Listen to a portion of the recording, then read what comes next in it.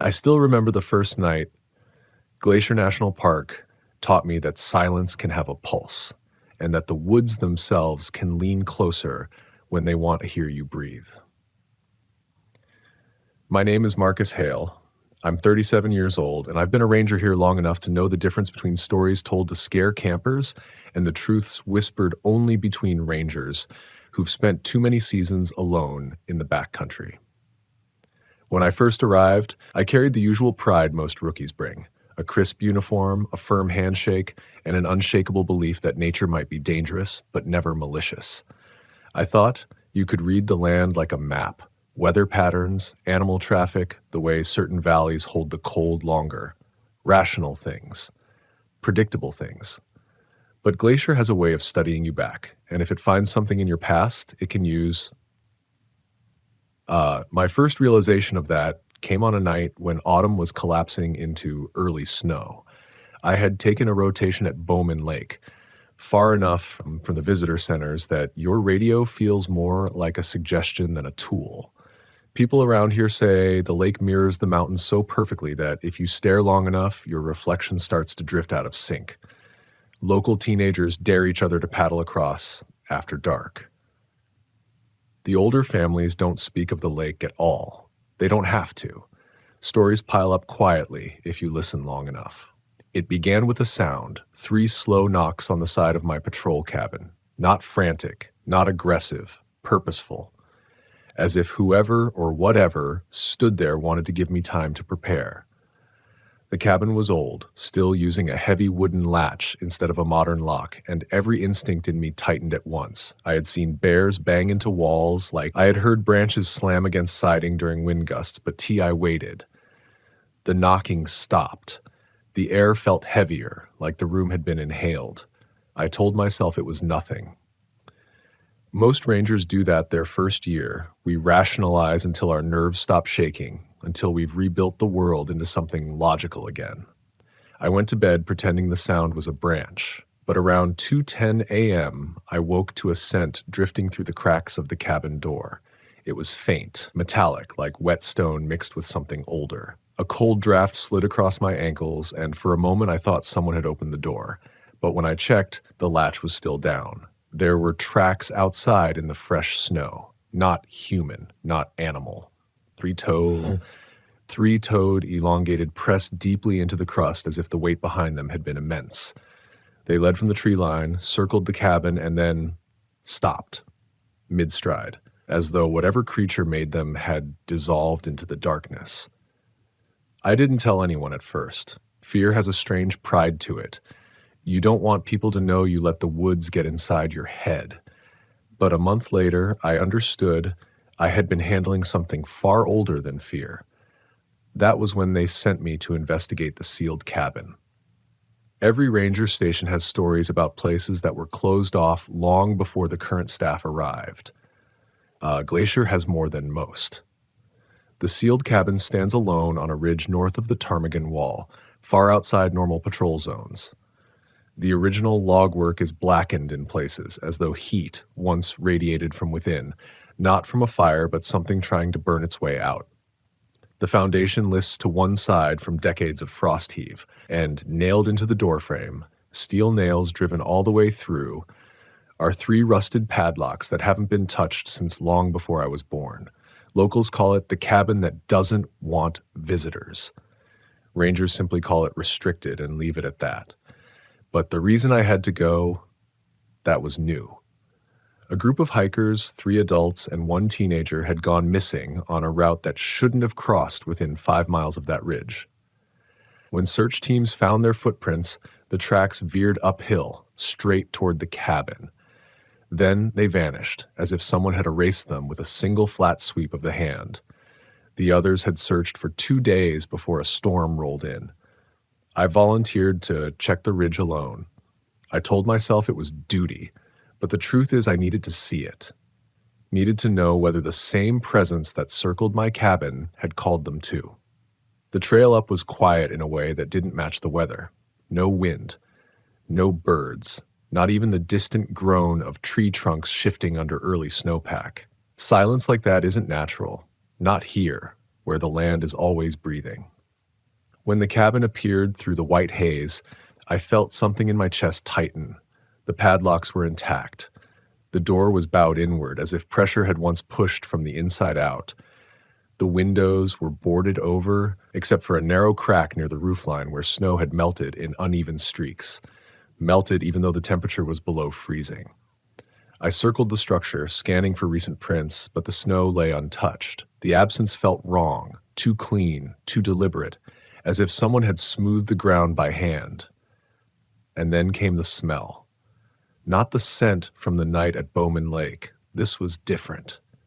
Sweet at first. Almost too sweet, like overripe berries crushed into soil. Then it shifted suddenly into something sharp, chemical, like the tang of lightning hitting metal. I felt the hairs on the back of my neck rise. I reached the far wall of the cabin and noticed something that hadn't been mentioned in any old reports. A narrow gap between two logs, maybe half an inch wide, running from the window frame all the way to the ground. Something had pried the logs apart from the inside. I knelt and pressed an ear to the gap. For a moment, I heard nothing, just the faint echo of my own breathing against the wood. But then, soft, distant, rhythmic, I heard a tapping. 3 beats, a pause, 3 beats again. My spine went rigid. It matched the knock on my cabin. That was the first time I felt true, disorienting panic. Not the quick fear of a charging bear or the sick drop of losing your footing near a ledge. This was the fear of recognition, the fear of something that had been waiting for you specifically. I stepped back so fast my boots slipped in the snow. My breath came out in white bursts. Every instinct screamed at me to leave, to pretend the sound had been a trick of the wind, but there was no wind. There hadn't been wind all morning. Before I could radio the station, something thumped against the inside of the cabin wall. Once. Hard enough to send a shiver through the logs, then again, and again, spaced perfectly, like a slow heartbeat. I backed away, hand on my sidearm, though I knew it would be useless. You don't shoot sounds. You don't shoot what you can't name. Then the thumping stopped. The next sound was worse. A whisper, threaded through the cracks in the wood. Not words, not breath. Something in between, a form of sound that shouldn't exist, like the forest trying to imitate human speech without understanding how lungs work. I couldn't move. My mind clawed for rational explanations. Wildlife, shifting timber, buried wires carrying vibration. But the truth pressed harder, like a cold palm on the back of my skull. Something inside that cabin knew I was there. Something inside that cabin remembered me. I forced myself to retreat down the ridge, not turning my back until I reached the tree line. Even then, I kept glancing behind me, waiting for the door to break open, for something impossible to step into the snow.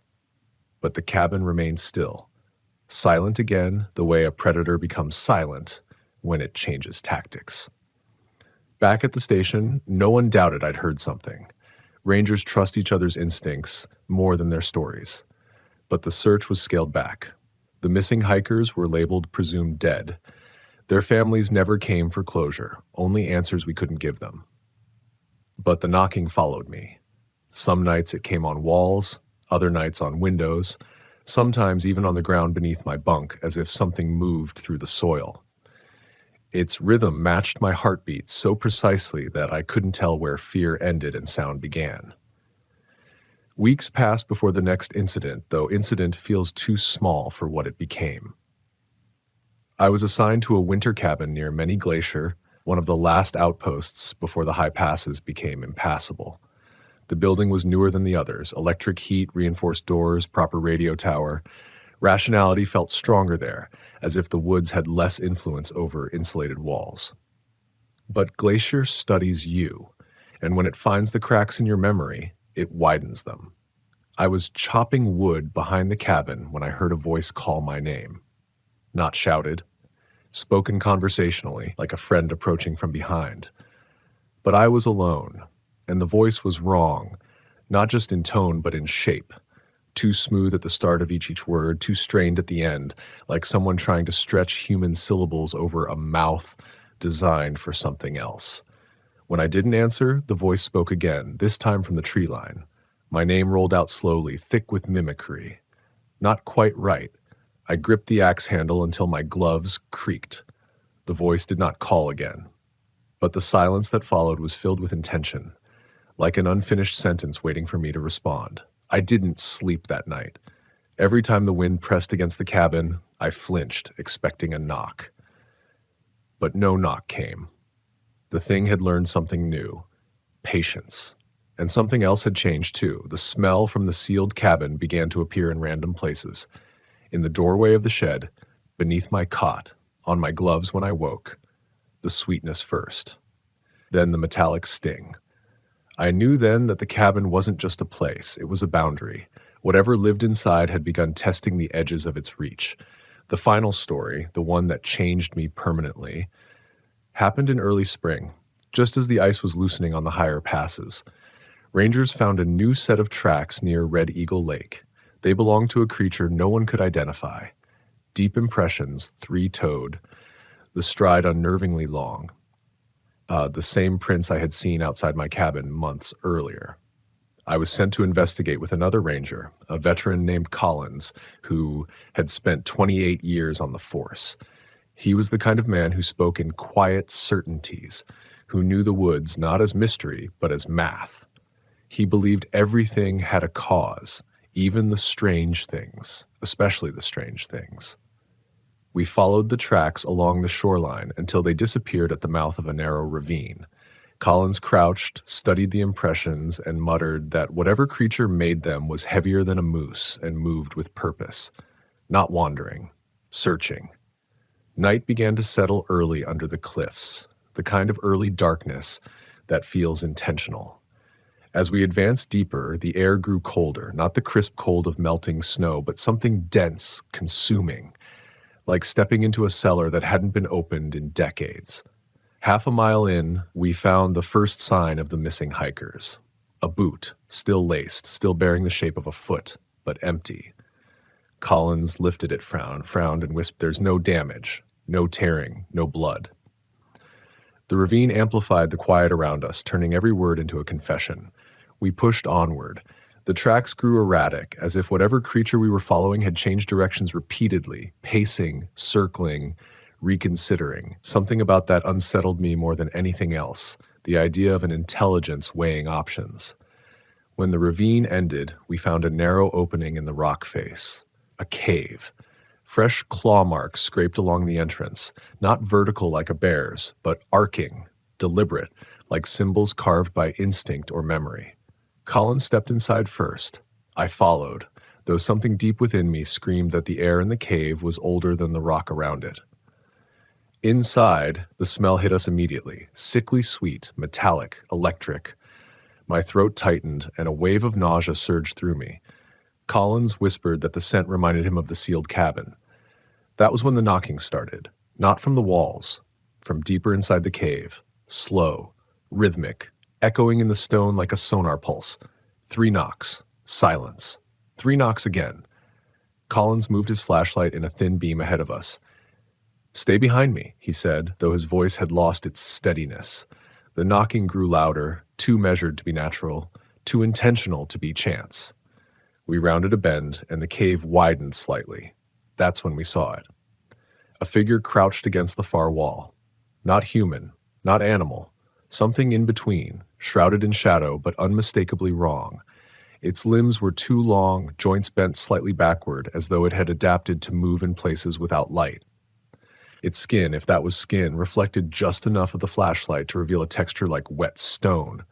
Collins raised his hand. "Don't move," he whispered. The creature tilted its head with a crackling sound, like ice shifting. Then it stood. I didn't process the movement. One moment it was crouched, the next it towered above us, its silhouette brushing the cave ceiling. It didn't lunge. It didn't roar. It simply leaned forward as though smelling us, its face a shifting plane of angles I couldn't comprehend. And then it spoke, not in words, in the knocking rhythm. The sound came not from its hands, but from its chest, like a living drum beating messages through bone. 3 beats. Pause. 3 beats. I realized then that the thing wasn't knocking. It was communicating, the same way it had at my cabin, the same way it had from inside the sealed cabin. It remembered me. Collins grabbed my arm. "We leave," he whispered. "Now." We backed away slowly, every step measured. The creature mimicked our pace, maintaining distance, watching without eyes. When we reached the entrance, Collins turned to run. The creature's arm swept across the cave wall. The sound it made was not a growl. It was not anger. It was disappointment. We sprinted through the ravine. The creature did not follow, but its rhythm followed us, the knocks echoing off every rock surface, bouncing from cliff to cliff long after we reached open air. Collins filed the report, but parts of it were redacted before morning. Rangers were told that tracks belonged to a malformed bear. The cave was sealed. New padlocks, 3 of them, were ordered, same design as the ones on the old cabin. I knew then that the sealed cabin had never been meant to keep something out. It had been meant to keep something in, and that something had grown tired of waiting. I requested a transfer soon after, but it was denied.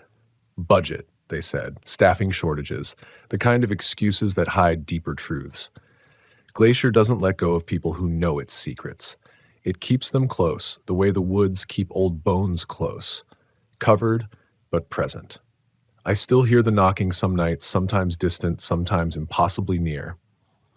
A rhythm that has woven itself into my pulse until I can't tell which is which.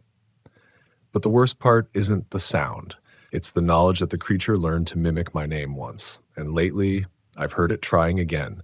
Only now it sounds almost perfect. Whatever lives between these trees has memory. It has patience, and it has interest, not in the land, not in animals, not even in the hikers who disappear without trace. It has interest in us, because we are the only creatures foolish enough to enter the dark thinking we understand it. I used to believe my job was to protect the forest from people. Now I understand it's to protect people from what the forest remembers and what it wants back. The night I realized that the forest listens, that it remembers, and sometimes it warns, was not a night of storms or blinding lightning, nor one where the wind tore the branches from the trees. It was quiet, so quiet that my own heartbeat sounded like an echo in a cathedral. My name is Michael. I've spent the better part of a decade patrolling the backcountry of northern Montana, a place where the trees grow so tall they blot out the stars, and the air hangs heavy with the scent of pine and something older, something more patient, more observant than I could ever be.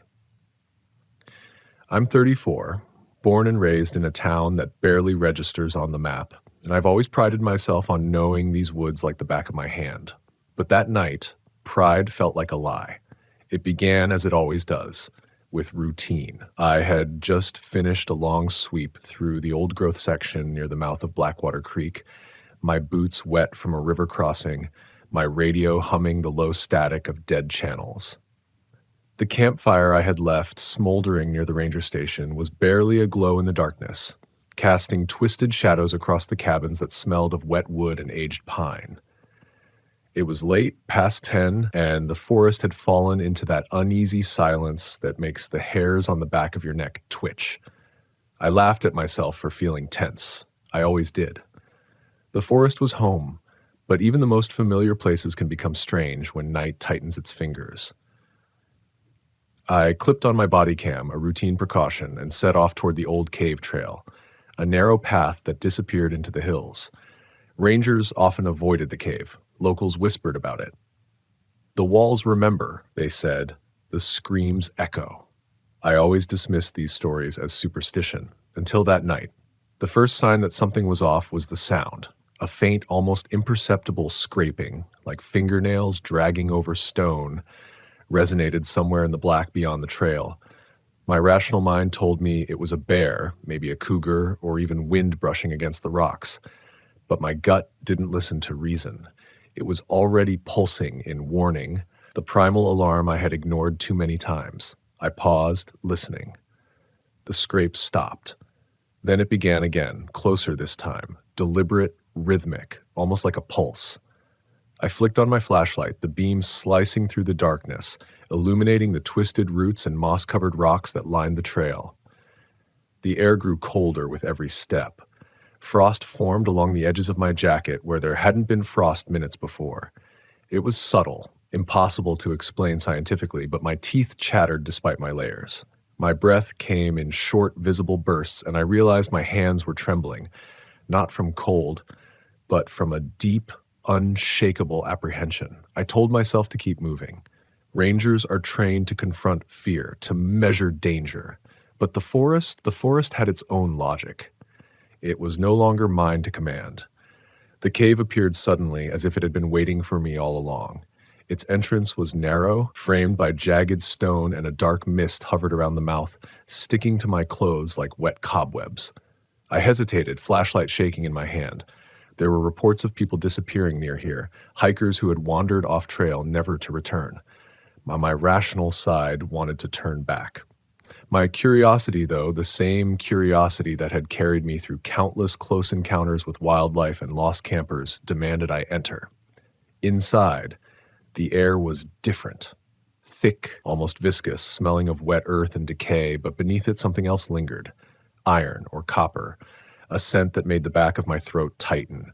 My flashlight beam wavered as I advanced, illuminating the walls slick with moisture, the floor uneven and treacherous, and then I heard it. A scream. It was faint, far away, but unmistakably human. Sharp, brittle, rising in terror. My stomach dropped. I froze. The scream faded, replaced by a whisper of air, or maybe a voice. I couldn't tell. It was a sound that felt alive, watching, almost teasing me. Rationality fled. I whispered into my radio, but static answered. Even the radio seemed to recoil in fear. I took a deep breath, telling myself it could be anyone, a hiker, a trespasser, or just the echo of the cave. But the sound came again, closer this time, more agonized, more personal. It reverberated through the stone walls, shaking my chest, tugging at something deep inside my mind. Every instinct screamed to leave, yet my feet carried me forward, drawn by a compulsion I could not explain.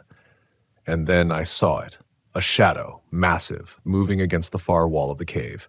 Too tall to be human, hunched in a way that made the stones seem small beneath it. I froze. My flashlight flickered, and in that brief darkness, the creature was gone. Just gone. But I could feel it, its presence pressed against me, heavy and suffocating. The rational part of my brain tried to argue, bears don't move like that. Cougars don't crouch and vanish like that. Yet the fear in my chest was undeniable, pulsing with each heartbeat like a drumbeat I could not silence. I retraced my steps slowly, every sense straining, every shadow a potential threat. That's when the sound began again. Not a scream, not quite, but a series of low, guttural noises, punctuated by what could only be described as a whispering hiss. It moved through the cave like water over rocks, impossible to locate, impossible to anticipate. I realized that the sound was coming from all around me.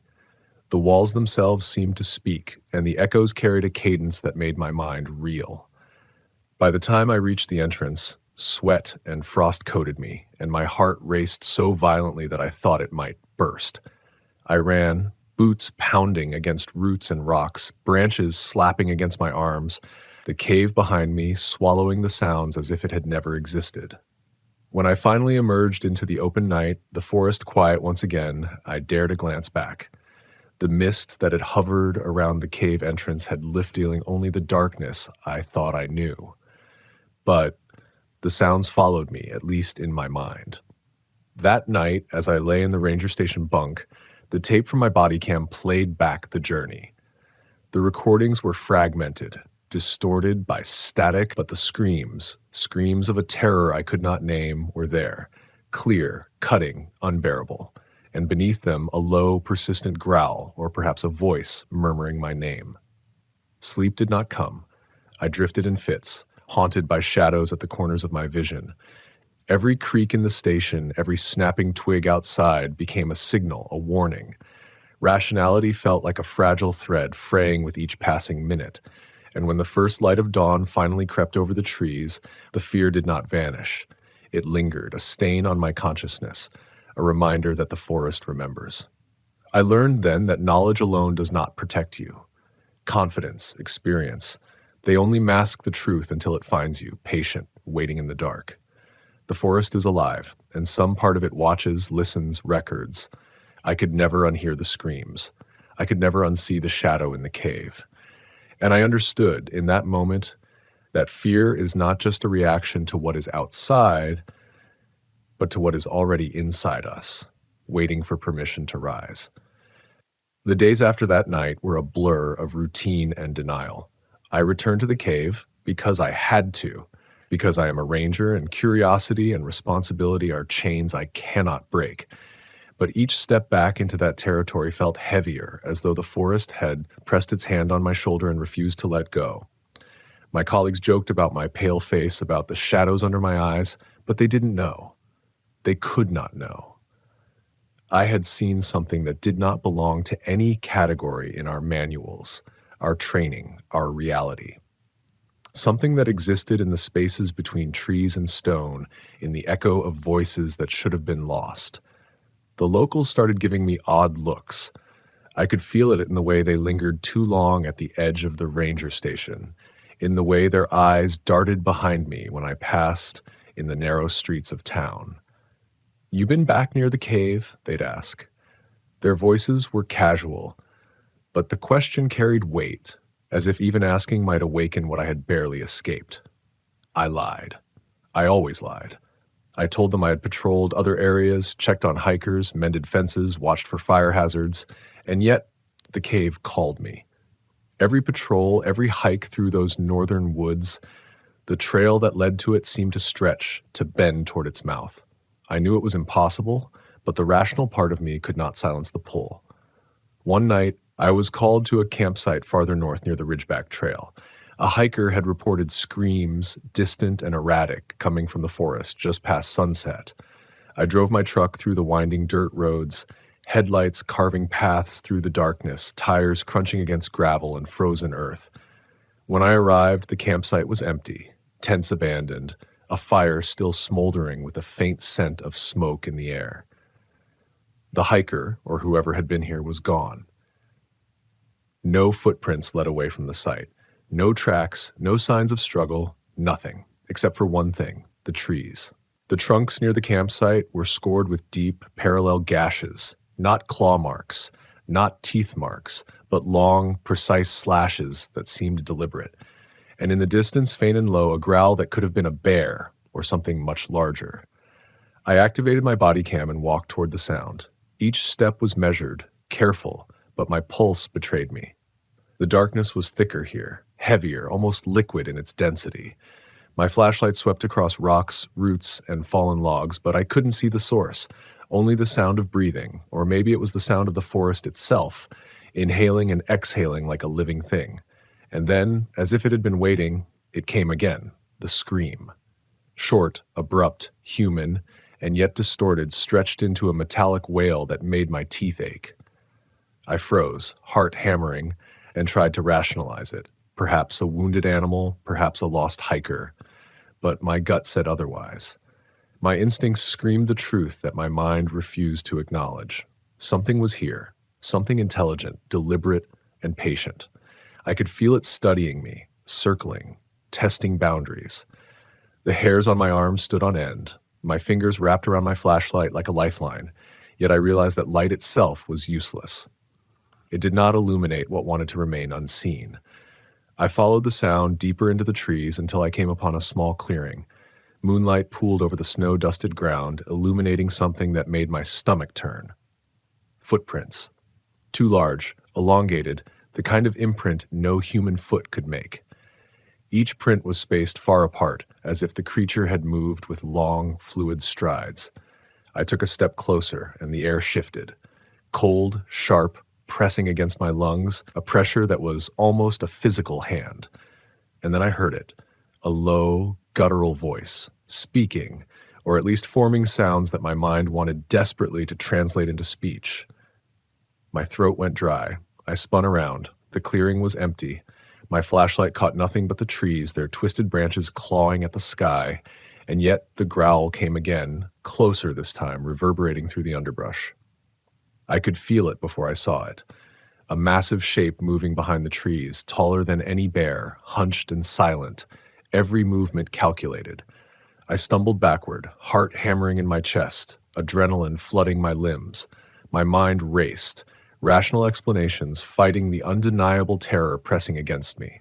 Then it emerged, just for a heartbeat, a silhouette against the faint moonlight, massive and covered in dark fur, hunched shoulders moving with predatory grace.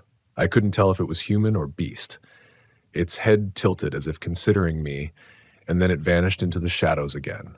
That short glimpse was enough to shatter the last remnants of my composure.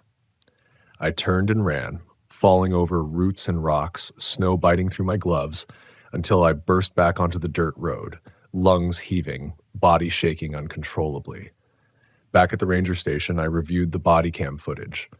The scream was there, the distorted wails echoing off the trees, and in a brief, flickering frame, a shadow crossed the camera. Too large for any known animal in these woods, too deliberate to be a trick of the light. I replayed it over and over, trying to rationalize, to explain away, but the evidence was stubborn. It existed, and it had been watching me. Sleep became impossible. Every creak of the station, every rustle of branches against the windows, turned my blood to ice. I started patrolling alone, less frequently, calling for backup even when it wasn't necessary, because I couldn't trust myself to face whatever lingered in the dark.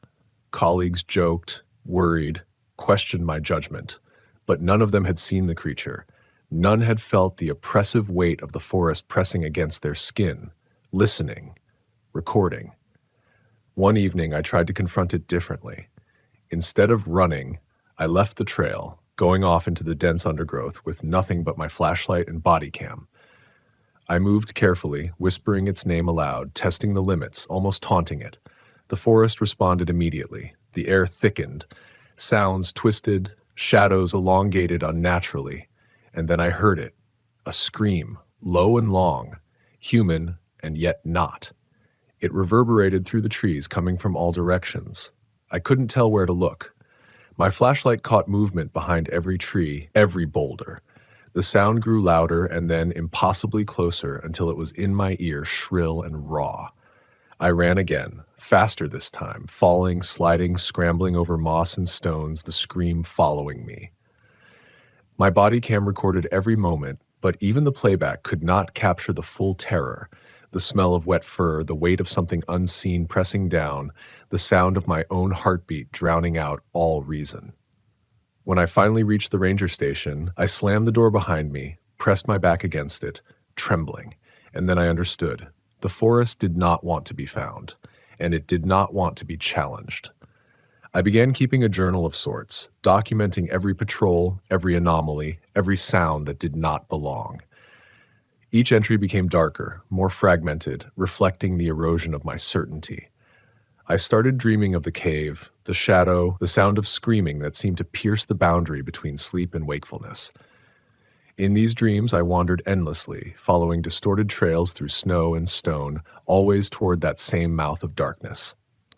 And always in the distance a presence, patient, intelligent, and waiting. Then one night, the screams came again, not in the forest, not outside, but inside the ranger station. A sharp, piercing sound, echoing through the walls, bouncing off every surface. I rushed out, flashlight in hand, body cam rolling, but the night was empty. The silence afterward was worse than the scream itself, thick with expectation, as if the forest had followed me home. I realized then that I could not escape it. It was not merely a creature of flesh and fur. It was a memory, a witness, an echo of something older than reason itself, and it had marked me. From that moment on, every patrol, every step into the woods was a negotiation. I moved with caution, respect, and fear. The forest had taught me that confidence without humility is arrogance, that courage without awareness is foolishness, and that even the most experienced, the most rational, can be undone by what lies in the shadows, by what is patient enough to wait for the moment when reason falters. The nights became unbearable. Even when I left the forest behind, even when the lights of the ranger station glowed warmly through frost-laden windows, I could feel it. The presence, patient and indifferent, pressing against my mind. Every time I closed my eyes, I saw the cave, felt the shadow moving, heard the screams carried on the breath of the wind. Rational thought was a fragile thread, and it frayed easily.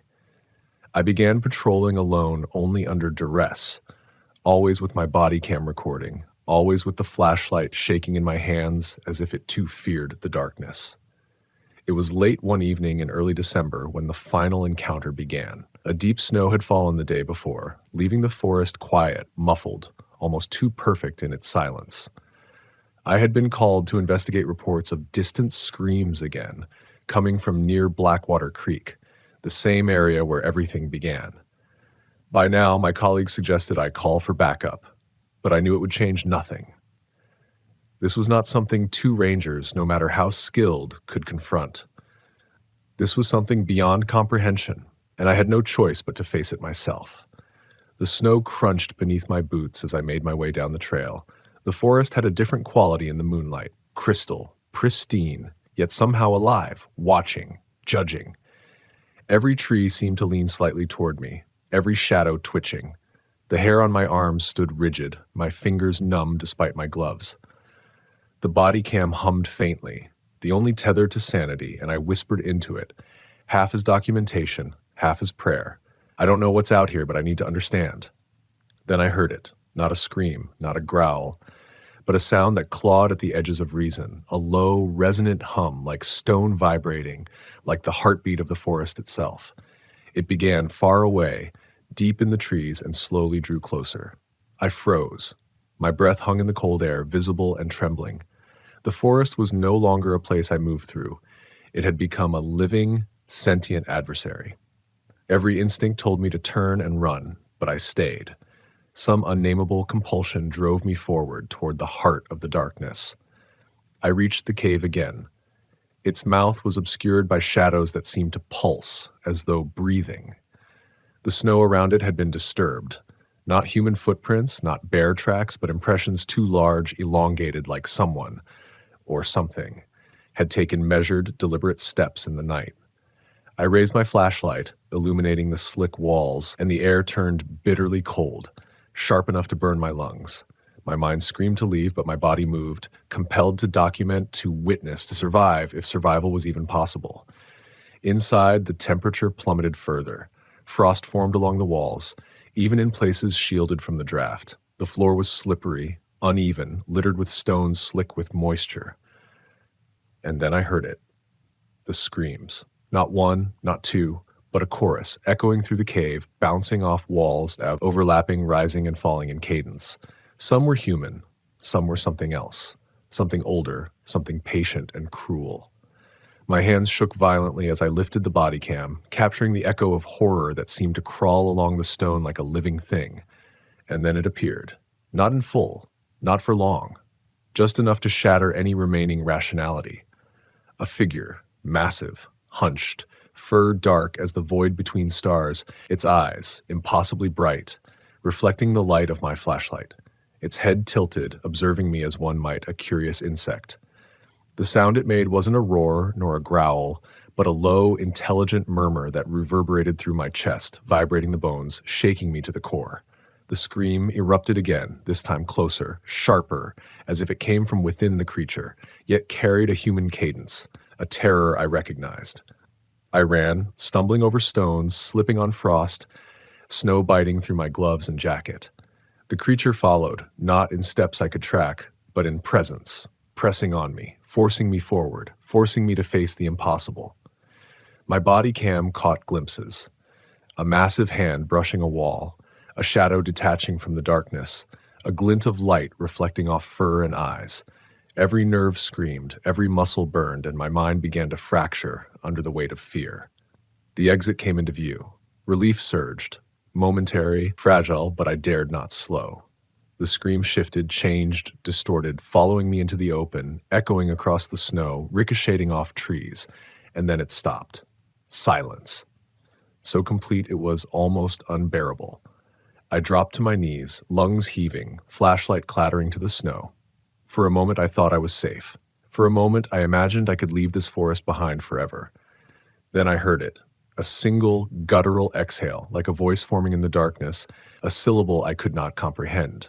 The snow shifted behind me. I dared a glance over my shoulder, nothing visible, nothing concrete, and yet I felt it, towering, patient, waiting.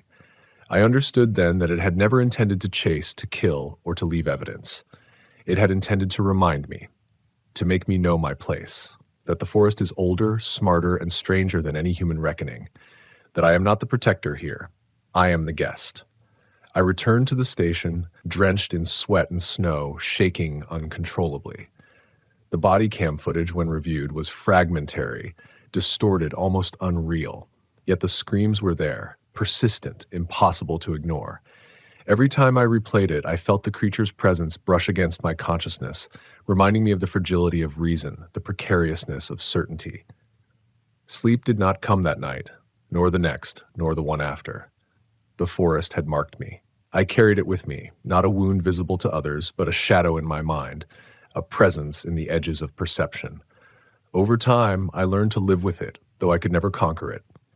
Each patrol became a negotiation, a silent agreement between me and the unseen intelligence inhabiting these woods. I respect the paths I walk, the creeks I cross, the caves I document. I speak softly, move cautiously, and always remain aware that the forest watches, listens, and remembers. My colleagues call me cautious. I call it survival. The cave remains, waiting. The shadows persist. The screams recorded on my body cam continue to echo in my mind as both warning and testament. I cannot tell you what I truly saw, nor can I explain the presence that moves unseen. But I can tell you this: the forest is alive, not in the way animals are alive, nor in the way trees are alive. It is older, patient, and capable of fear itself. And in that forest, I learned that courage is measured not by the absence of fear, but by the willingness to acknowledge it, to confront it, and to survive it, even when reason seems to fail. I still patrol these woods. I still hear the whispers of the cave, the subtle rustling of something beyond sight, the echo of screams that are both human and not. And I understand now that the forest does not forgive, does not forget, and does not yield to pride or arrogance. It asks only for respect, attention, and the humility to know that we are never truly in control. And yet, despite all of this, I walk these paths. I walk them not because I am fearless, but because I must. Because to turn away is to lose a part of myself, to allow the forest and whatever inhabits its shadows to claim not just the land, but the witness who sees and remembers. My body cam sits on my desk, still recording, still capturing the echoes of the unknown. And sometimes, late at night, I play it back, not to relive the terror, but to remember the lesson, that fear is real, patience is eternal, and the forest watches, always. There is a sound in the world that we rarely recognize, the sound of time itself, of the forest itself, of something beyond comprehension recording its presence in ways we cannot perceive. The cave, the shadows, the screams, they are all part of it, and I am merely a witness, fleeting, fragile, human. I have learned humility in a place that brooks no arrogance. I have learned vigilance in a place where knowledge is not enough. And I have learned to carry fear not as a weakness, but as a guide, a reminder of how delicate reason can be, and how patient darkness always is. The forest waits, I walk, I remember, and I am changed forever.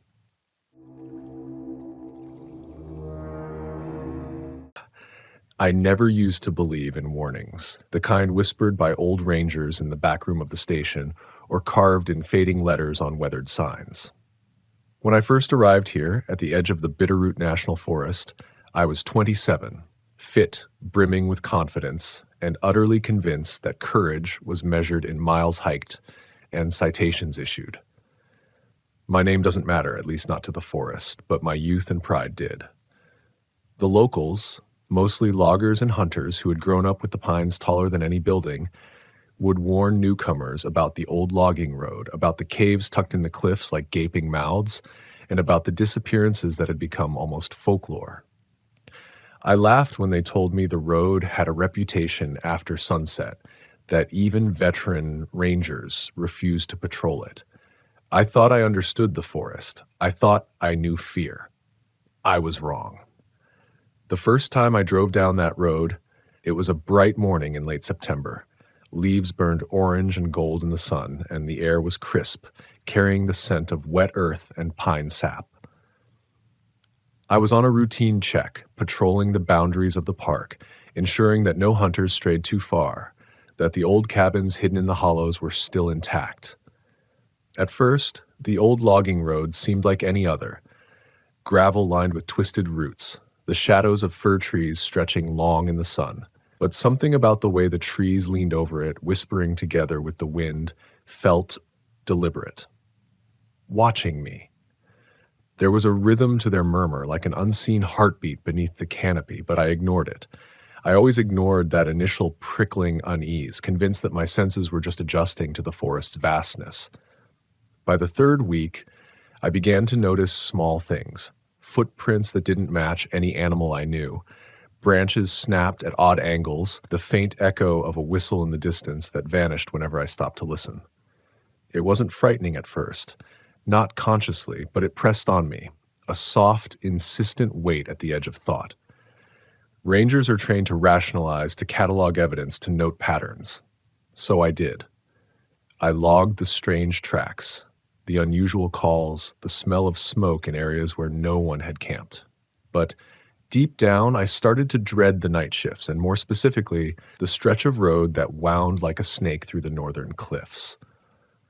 The first night I patrolled the old logging road after sunset, I was alone. I had insisted I needed the experience to prove to myself that I wasn't afraid.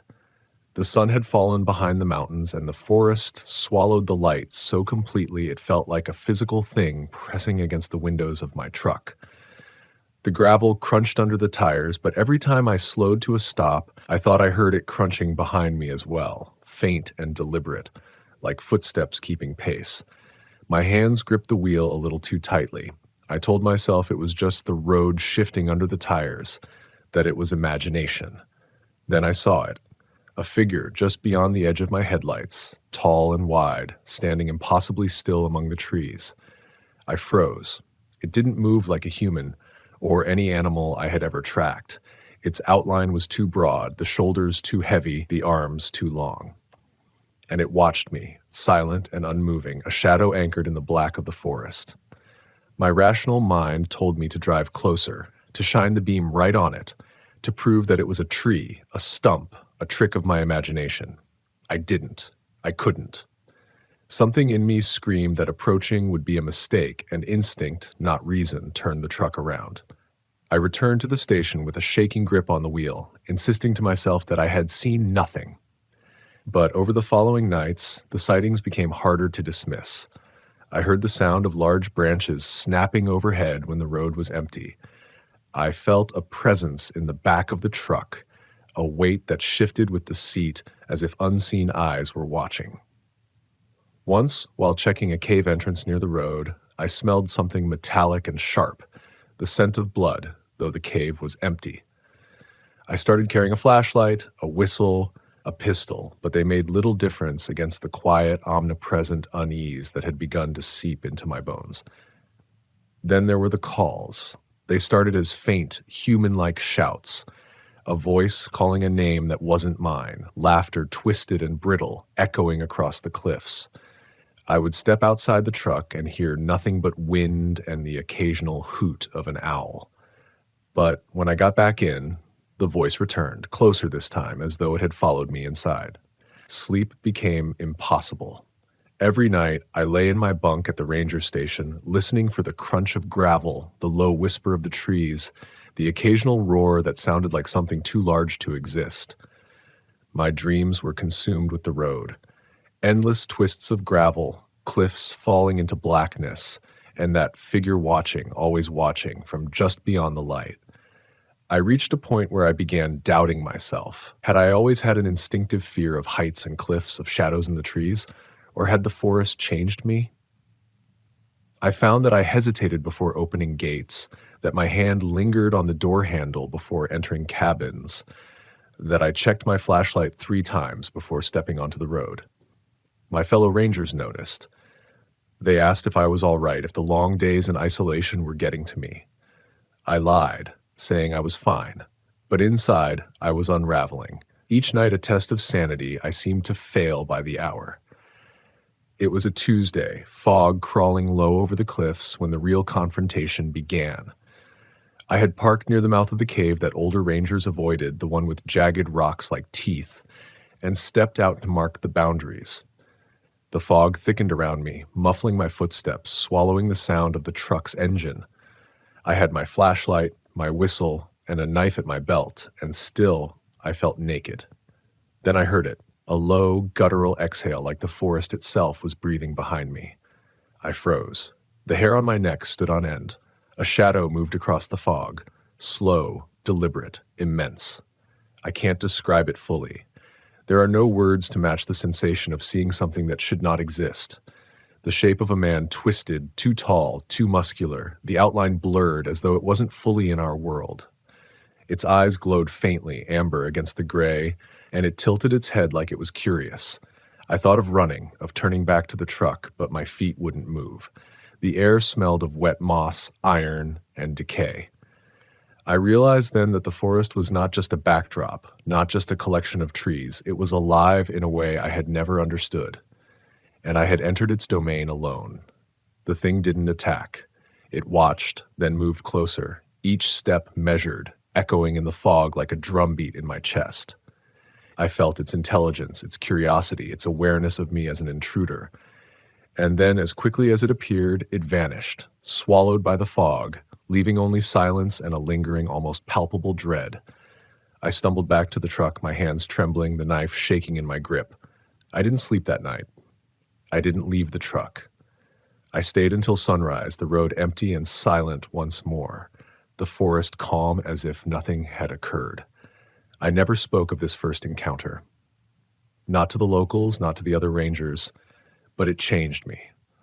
I began to see the forest differently, not as a place to be patrolled, managed, or understood, but as a presence that tested your limits, that reminded you how small and fragile you were. Each day I returned to the old logging road, sometimes forced by duty, sometimes by stubborn pride, and each night I learned more about what it meant to be truly afraid. The other rangers refused to talk about it. They gave vague warnings, shook their heads, muttered about the cave, the cliffs, the disappearances, and the thing that watches.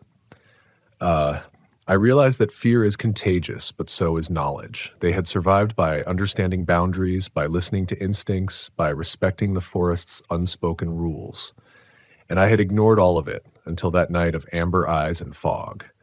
The old logging road is more than gravel and pine. It is a corridor of memory, of fear, of something older than the park, older than the first loggers. I learned that some places in the forest do not welcome human eyes after dark, that some paths are better left untraveled. The experience humbled me, shattered the illusion of control I had carried since youth, and replaced it with something far more terrifying and far more real, understanding that the forest has its own sense of justice, and it watches us in ways we may never comprehend. And from that day forward, I approached the road differently. I watched for patterns. I listened to the forest as carefully as I would a child in danger. I carried my flashlight like a talisman. And still at times I hear that exhale in the fog, feel the amber gaze in the darkness, and remember the truth that veteran rangers have always known. Some roads are forbidden at night, not because of law, but because of what waits for those who venture unprepared. And yet, I return. Because understanding fear, facing it, and surviving it is the only way to truly comprehend the forest, to respect it, to walk among it without losing yourself. Even after that first encounter, I thought I could rationalize the fear, that the forest had only shown me a glimpse of something I couldn't yet understand. I told myself it was a creature, some relic of the wilderness, a yeti, or perhaps just the remnants of imagination pushed to the edge by isolation. But the road and the caves began to demand more than observation. They demanded presence. They demanded vigilance. And slowly, I began to understand that fear in this place was not just a response. It was an invitation. One evening, late October, I was dispatched to investigate reports of missing hikers near the northern cliffs. The sun had disappeared behind heavy clouds, leaving the forest in a bruised gray. The old logging road lay ahead, and despite my caution, my boots crunched down its gravel like defiance. The wind carried the scent of decaying leaves and wet earth, a pungent aroma that seemed almost alive, crawling up my sleeves, pricking at my skin. The air pressed against my chest with each inhalation, heavy and cold, as though warning me to turn back. I parked near the mouth of the largest cave, the one older rangers called the Maw, and stepped into the fog that had rolled down from the cliffs. It was thicker than anything I had encountered before, clinging to my legs, filling my lungs, dulling the sharp edge of my flashlight. The fog distorted shapes. Rocks looked like crouching animals, tree stumps like twisted faces, and every shadow seemed to twitch just beyond vision. I called the names of the missing hikers, my voice breaking the silence and echoing back in distorted, haunting repetitions. It was impossible to tell if the sound was mine or if something was mocking me. I followed footprints in the damp soil, too large for any adult human, too erratic for an animal, and they led me deeper into the cave. The walls were slick, the smell of wet stone and something coppery mingling in the air. My flashlight beam caught shapes, faint scratches on the walls, gouges that suggested immense claws. I told myself it was the work of bears or mountain lions, yet every instinct in me screamed otherwise. My pulse throbbed in my ears, louder than the trickle of water down the cave, louder than the wind snaking through the entrance. And then I heard it, a low, rumbling growl vibrating from deep inside the earth. It wasn't animal, not entirely. It carried awareness, intelligence, and something ancient. The hairs on my arms stood rigid. My hands shook as I gripped the flashlight, my fingers slipping against cold metal.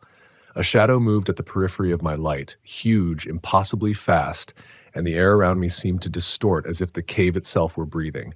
I wanted to run, but a voice, my own, or something that sounded like me, whispered to stay. Curiosity, foolish pride, the need to know the unknown pinned me there as I edged forward. The fog thickened until it swallowed the walls. Shapes merged, shadows became motion, motion became intent. I could hear scraping behind me, low and deliberate like rocks being dragged. The metallic scent intensified, and I realized with a sudden, terrifying clarity that I was not alone. I was being followed, watched, studied by something that did not belong in the human world. My instincts screamed to retreat, but the cave had me, and I was trapped in the suffocating gray, my mind teetering on the edge of reason. Then I saw it, eyes, faintly amber, glowing in the darkness, hovering just beyond the range of my flashlight. They blinked slowly, observing, almost amused. A figure emerged, massive, covered in hair matted with mud and leaves, standing upright with the weight of something impossibly strong. It didn't move like a bear or a man or any creature I had cataloged in years of tracking. It was deliberate, aware, and horrifyingly silent. My rational mind screamed for me to run, to fire a warning shot, to call for backup. But the voice in the cave, the whispering echo of my own thoughts, held me still. I do not remember moving closer, only that the amber eyes followed me as I took a step and then another, until I stood face to face with the creature. Or perhaps it let me approach, testing me. Its gaze pierced me, probing my mind, my fears, my memories. I felt naked, every doubt, every regret, every moment of pride laid bare. I realized then that this was not just a forest guardian, nor a mere animal. It was a sentinel of the unknown, a living embodiment of the forest's secrets, and I had entered its dominion unprepared. It made a sound then, low and resonant, not a roar, not a growl, but a vibration that shook the ground beneath me. It was a sound that burrowed into my chest, twisting my heartbeat, and I felt the full weight of the forest pressing down on me, judging, measuring, deciding if I was worthy of leaving. I could not move. I could not speak. My flashlight flickered as if the light itself feared the truth. Time stretched. Minutes or hours passed in silence, broken only by the soft drip of water from the cave ceiling. The figure receded slowly, almost reluctantly, retreating into the darkness with a grace that belied its size. The amber glow faded, leaving only black, wet stone and my ragged breathing.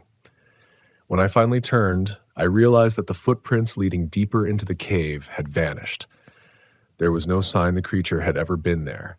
It was as if it had never existed, and yet the air still carried the metallic scent, a memory of presence, of judgment. I stumbled back to my truck, each step heavy, my mind trembling with fear and awe. The road back was no longer familiar. Shadows shifted under my headlights, branches scraped the truck as if brushing against unseen hands, and the wind carried low, human-like whispers that vanished whenever I tried to trace them. I drove without pause, without thought, until the ranger station loomed through the fog like a beacon. I slammed the door, locked it, and sat for hours listening to the forest breathe outside, knowing I had been tested and that the old logging road had marked me. Sleep did not come. I stayed awake, listening to every sound, the groan of the building settling, the rustle of leaves, the low creak of the windows in the wind. In those hours, I realized that fear was not just a reaction, it was a lesson. Denial was impossible. Ignoring instinct was deadly. I had faced something beyond comprehension, and it had left me with a truth that no map, no training manual could convey. The forest has rules, and not all are written. In the following weeks, I patrolled the old logging road only when necessary, always during daylight, always aware that shadows lingered even where light fell. I began noticing subtler signs. The silence in areas that should be alive with birds, the broken twigs forming patterns that suggested observation, the scent of something metallic and sharp after rainfall. The local rangers no longer laughed at my reports. They nodded, their eyes heavy with understanding. They had learned to read the forest in ways I was only beginning to comprehend. There was one evening, late November, when the wind brought a cold that cut like knives through layers of clothing.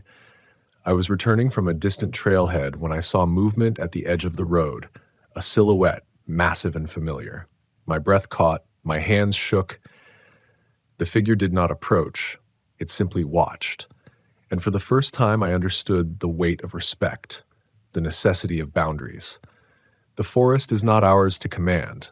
The caves, the cliffs, the roads, they are archives of memory, of fear, of forces that predate us.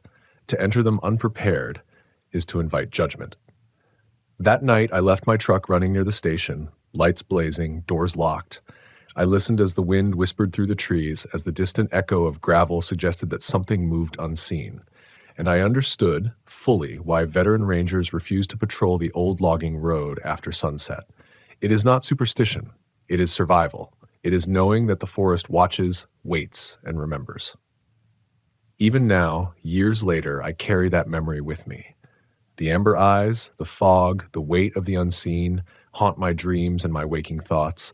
I patrol other roads, other trails, and yet the old logging road calls to me in the periphery of every decision, a reminder that some places are older than reason, older than fear, and that humility is the only shield we possess against the darkness that dwells just beyond the light. I have learned that courage is not measured by defiance, but by the wisdom to respect what you cannot conquer. The forest is patient, it is relentless, and it waits, silently, for those who fail to heed its lessons. The forest never forgets. That truth settled in me one late December evening, as snow drifted across the old logging road, coating the gravel in white silence. I had returned alone, compelled not by duty but by something I could not name, a need to confront the memory, to feel again the presence that had first shown itself to me in amber light. The cold was biting, each breath like a shard of ice, and the trees stood like sentinels, their black branches etched against the gray sky. I parked my truck and stepped out, the snow crunching under my boots like a metronome counting the seconds of my heartbeat. The road stretched ahead, deceptively calm, and for a moment I believed I was alone. But the forest had a rhythm I had learned to read, the subtle pause of wind, the shifting of shadows, the almost imperceptible vibration of the ground beneath me. I felt it first in my chest, a tremor, a warning, the same warning I had ignored so many times before. Something moved in the periphery, massive and silent, and my pulse quickened. The amber eyes, I realized, were not a memory. They were a presence. I followed the road to the cave, the maw, my flashlight slicing through the snow-laden fog. Each step felt heavier than the last, as though the weight of the forest itself pressed down on me. The metallic scent returned, sharp and invasive, mingling with the crisp cold. I called out softly, almost unconsciously, and my own voice echoed back, distorted and strange. I remembered the missing hikers, the whispers in the wind, the shadow that had measured me, judged me, and yet let me walk away. Inside the cave, the snow was replaced by damp stone, slick and cold under my fingers. My flashlight illuminated jagged walls, gouges and scratches that told stories older than any record, symbols I could not understand. And there at the far end was the figure, or perhaps the memory of it, or something in between. The amber eyes glowed faintly in the darkness, reflecting off the wet walls like twin lanterns of judgment. I could feel it in every nerve, curiosity, intelligence, power. It did not move toward me, yet I felt ensnared by its gaze, trapped in a weightless imprisonment where reason no longer held sway. I realized then that the fear I had carried for weeks, for months, was not external. It had always been inside me. The forest, the creature, the road, they were mirrors of my own limitations, my own denial, my pride. Every sound, the drip of water, the scrape of stone, the soft exhale of wind was magnified by my mind, twisted into reality. Yet in confronting it, I found clarity. The forest was not malevolent. It was a test, a teacher, and I was its pupil. Then it moved, not in the way I expected, not a lunge, not a roar, not a gesture of hostility. It shifted, fluid and deliberate, closer to the mouth of the cave. Its presence pressed against my skin like a tide, a vibration that resonated through bone and muscle. And yet, I did not feel fear in the way I had before. There was terror, yes, but it was tempered with understanding. I knew that if I reacted with panic, if I challenged it, I would be consumed, not by malice, but by consequence. Respect was survival. Calm was clarity. I spoke then, my voice trembling, almost a whisper, though I do not know if it was for me or for the forest itself. I see you. I understand. The response was a shift of the figure, a tilt of the head, a sound that resonated deep inside me, a vibration more felt than heard. And then, as though acknowledging my words, it receded, slowly, deliberately, until only darkness remained. I stood alone in the cave, heart pounding, breath ragged, yet filled with a profound sense of revelation. I emerged into the snow, the forest quiet but alive. The road stretched before me, deceptively calm, but I no longer felt compelled to conquer it. I understood now that some paths are not meant to be mastered, that some knowledge carries a weight too heavy for pride to bear. I walked to my truck, every sense alert, yet not from fear, alert from respect. The snow had softened the edges of the forest, yet beneath its quiet, the presence remained, patient and eternal. Back at the ranger station, I sat by the stove, warming my hands and reflecting on the months I had spent unraveling my understanding of the old logging road. The amber eyes, the fog, the caves, they had changed me in ways I could not have anticipated. I realized that bravery is not measured by the absence of fear, but by the willingness to face it, to recognize its source, and to act with wisdom. The road, the forest, the sentinel, they had taught me a lesson older than any ranger manual, that humility is as vital as courage, and that the boundaries we respect are often the difference between survival and oblivion. Years have passed since that night, and the old logging road remains untouched after sunset. Veteran rangers continue to avoid it, each with their own encounters, their own stories that are whispered rather than spoken. I share mine only because understanding fear is not shameful. It is essential. We are guardians of the forest, but the forest is also guardian of itself. There is an ancient, unspoken contract between human and wilderness, and violating it carries consequences that are both immediate and lasting. I still patrol other roads, other trails, but the lessons of the old logging road shape every decision I make. I listen to the wind differently now, read the shifting shadows, respect the silence that blankets the cliffs and caves. The amber eyes haunt my dreams at times, but they are no longer merely a source of terror. They are reminders. Reminders of humility, of vigilance, of the vast, unknowable power that surrounds us when we walk among the trees.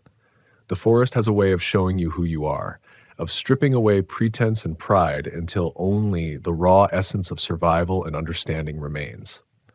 I am no longer the young ranger who scoffed at warnings, no longer the one who measured courage in miles hiked or citations issued. I am someone who knows that fear is not weakness, that respect is strength, and that some roads are forbidden not for superstition, but for the preservation of life itself. Even now, on the edges of memory, I can feel the weight of the forest pressing, the amber eyes watching from just beyond perception.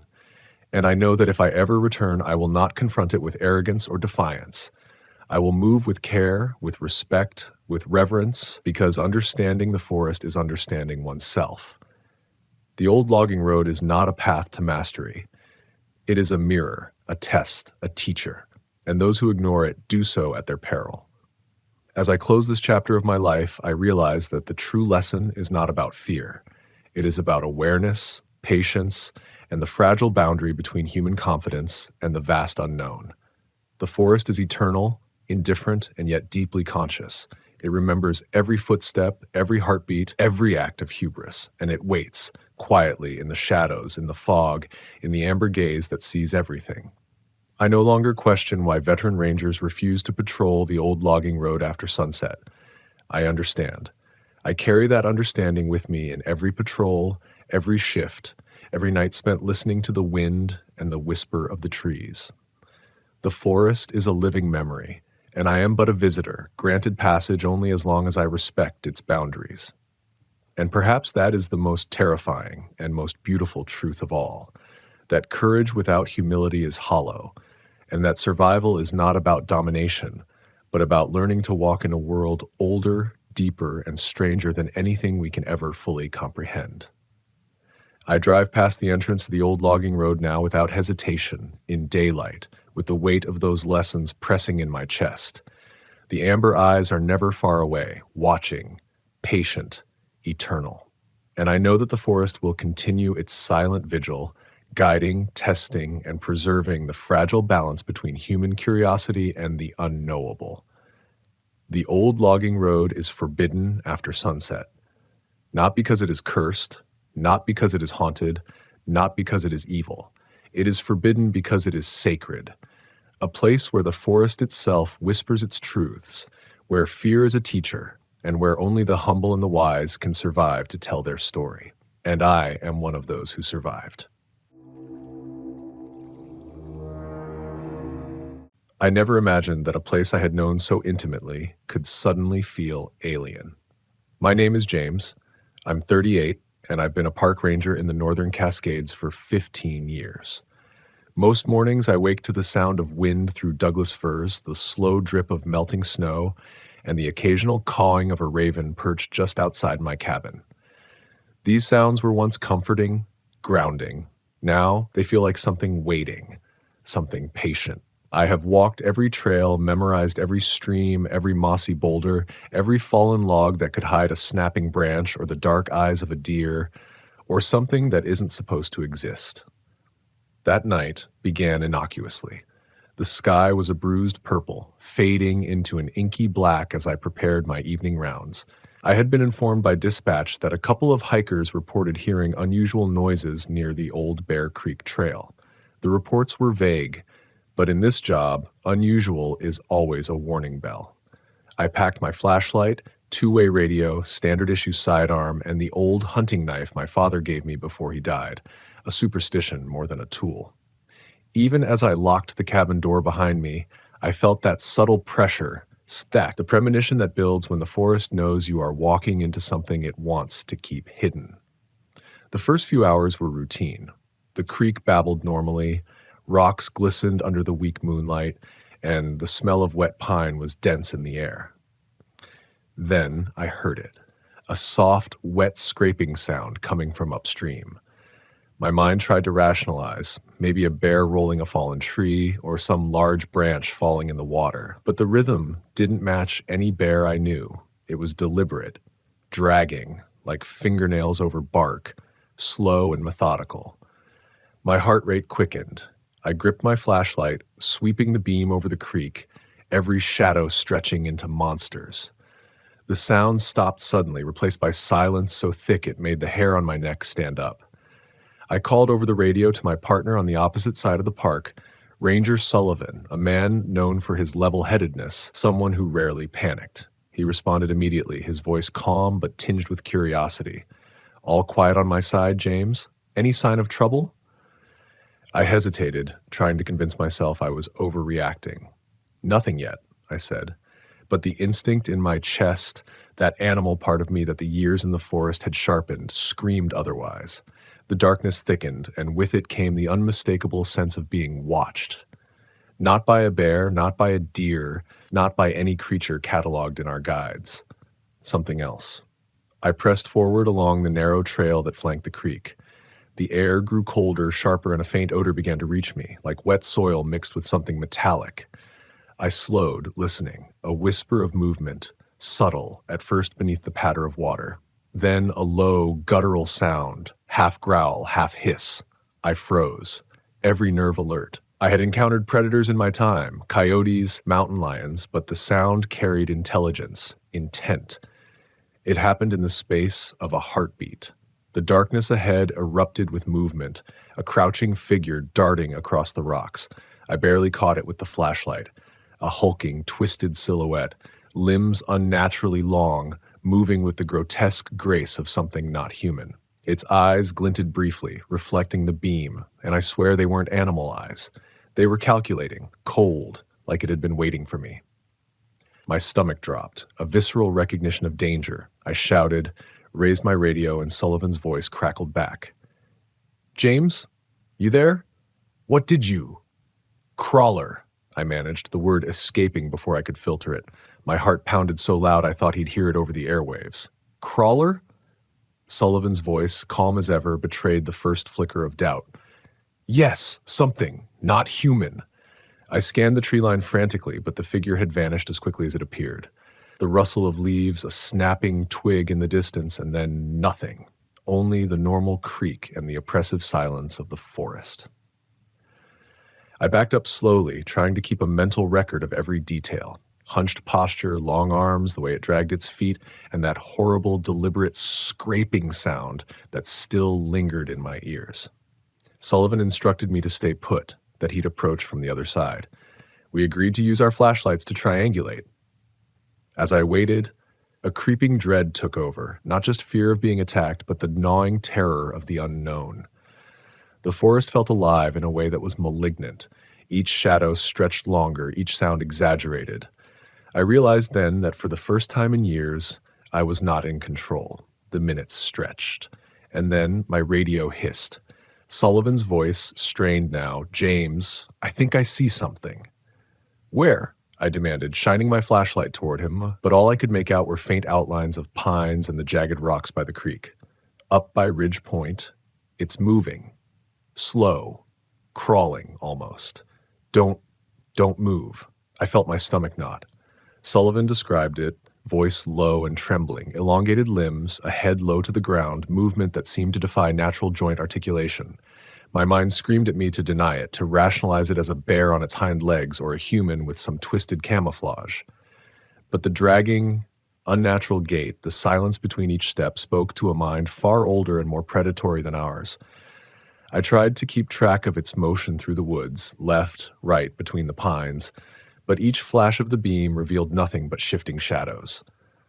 Then I saw it again, closer now, silhouetted against the faint moonlight. My voice trembled as I whispered into the radio, It's staring at me." There was no mistaking it.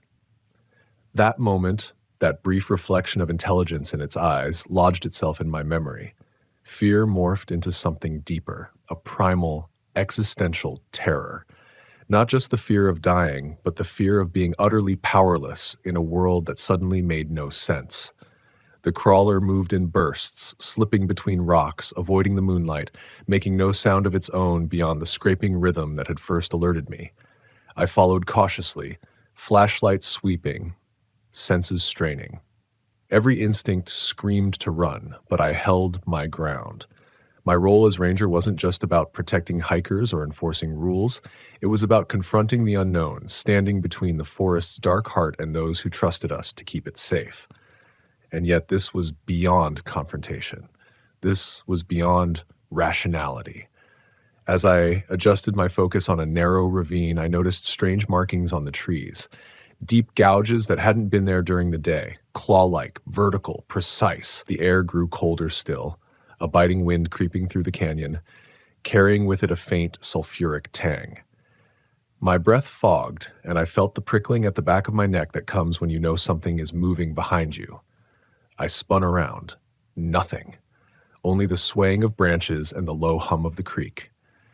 But then I heard it again, a wet, scraping sound coming from above. Looking up, I froze. Branches moved against the wind, but not in a natural way. Something large, hunched, moved from tree to tree with an unnatural agility, eyes reflecting the moonlight. My body went cold. I gripped my knife, realizing that in all my years, no preparation, no firearm, no experience could ready a man for this. Minutes or hours passed. The tension grew unbearable. Then Sullivan's voice came again, closer now. "I see it! James, it's coming toward the clearing." I felt my knees weaken. My mind raced through every story I'd dismissed as myth. Bigfoot, the Wendigo, some mutated creature driven by starvation and isolation. And yet, what I saw wasn't legend. It was real. Each step deliberate, each movement intelligent, deliberate predatory. I had a choice. Retreat, radio backup, risk exposure, or stand and observe, risking everything. Pride and instinct collided, and I froze. The crawler emerged fully into the clearing, a grotesque parody of a human, yet impossibly fast, impossibly strong, its long arms brushing the ground, eyes fixed on me. I saw it sniff the air, tilt its head as though it could smell my fear. And then it vanished. Just like that. Gone into the black, leaving nothing but the faint, coppery scent of blood. Or iron, I couldn't tell. Silence pressed in, heavier than the darkness itself. Sullivan and I met on the radio in a flurry of disbelief, voices shaking, trying to rationalize, trying to convince each other that what we saw was some anomaly, some trick of the light. But deep down, we both knew the crawler was real, and it had been watching us all along, patient, calculating, aware.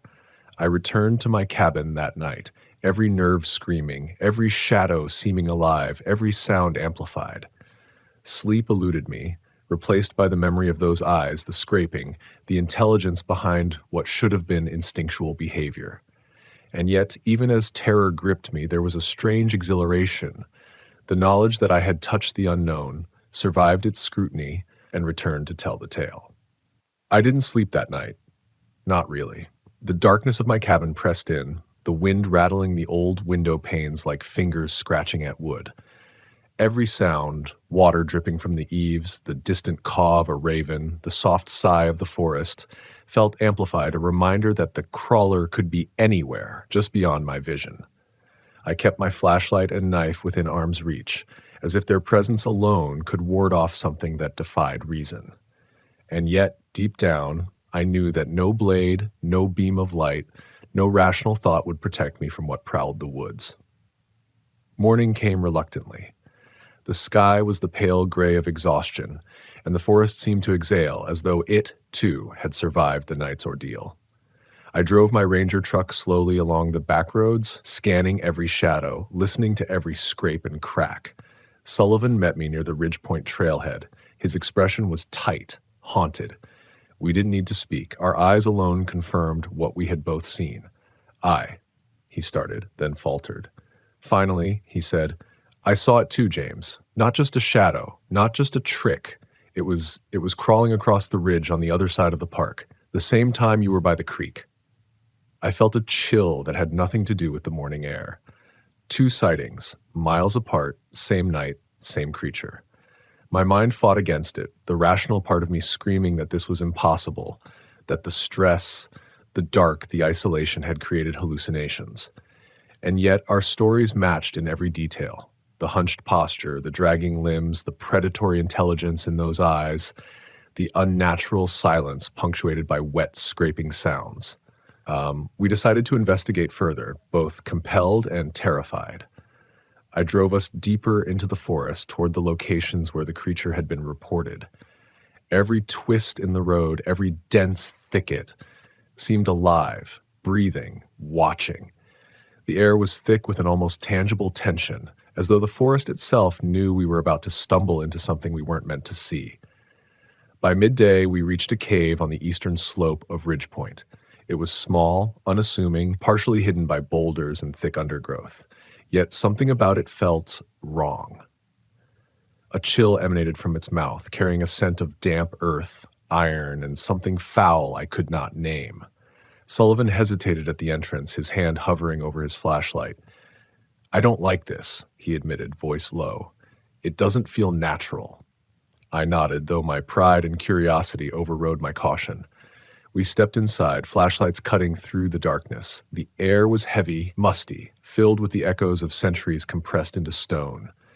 My boots crunched on loose gravel, and every step seemed to amplify the silence. That's when I noticed the marks. Deep gouges along the walls, claws or hands, moving in patterns that made no sense, almost like writing, but distorted and alien. And then I heard it, a soft, wet scratching from deeper in the cave. My stomach turned. Sullivan shined his light, but the beam only revealed shadows, nothing solid. The sound grew louder, deliberate, and I realized it was moving toward us. I felt my rational mind break, the edge of fear cutting through every layer of training, every lesson learned. I wanted to flee, but I couldn't. Part of me had to see it, had to confront the truth. A figure emerged from the darkness, the crawler.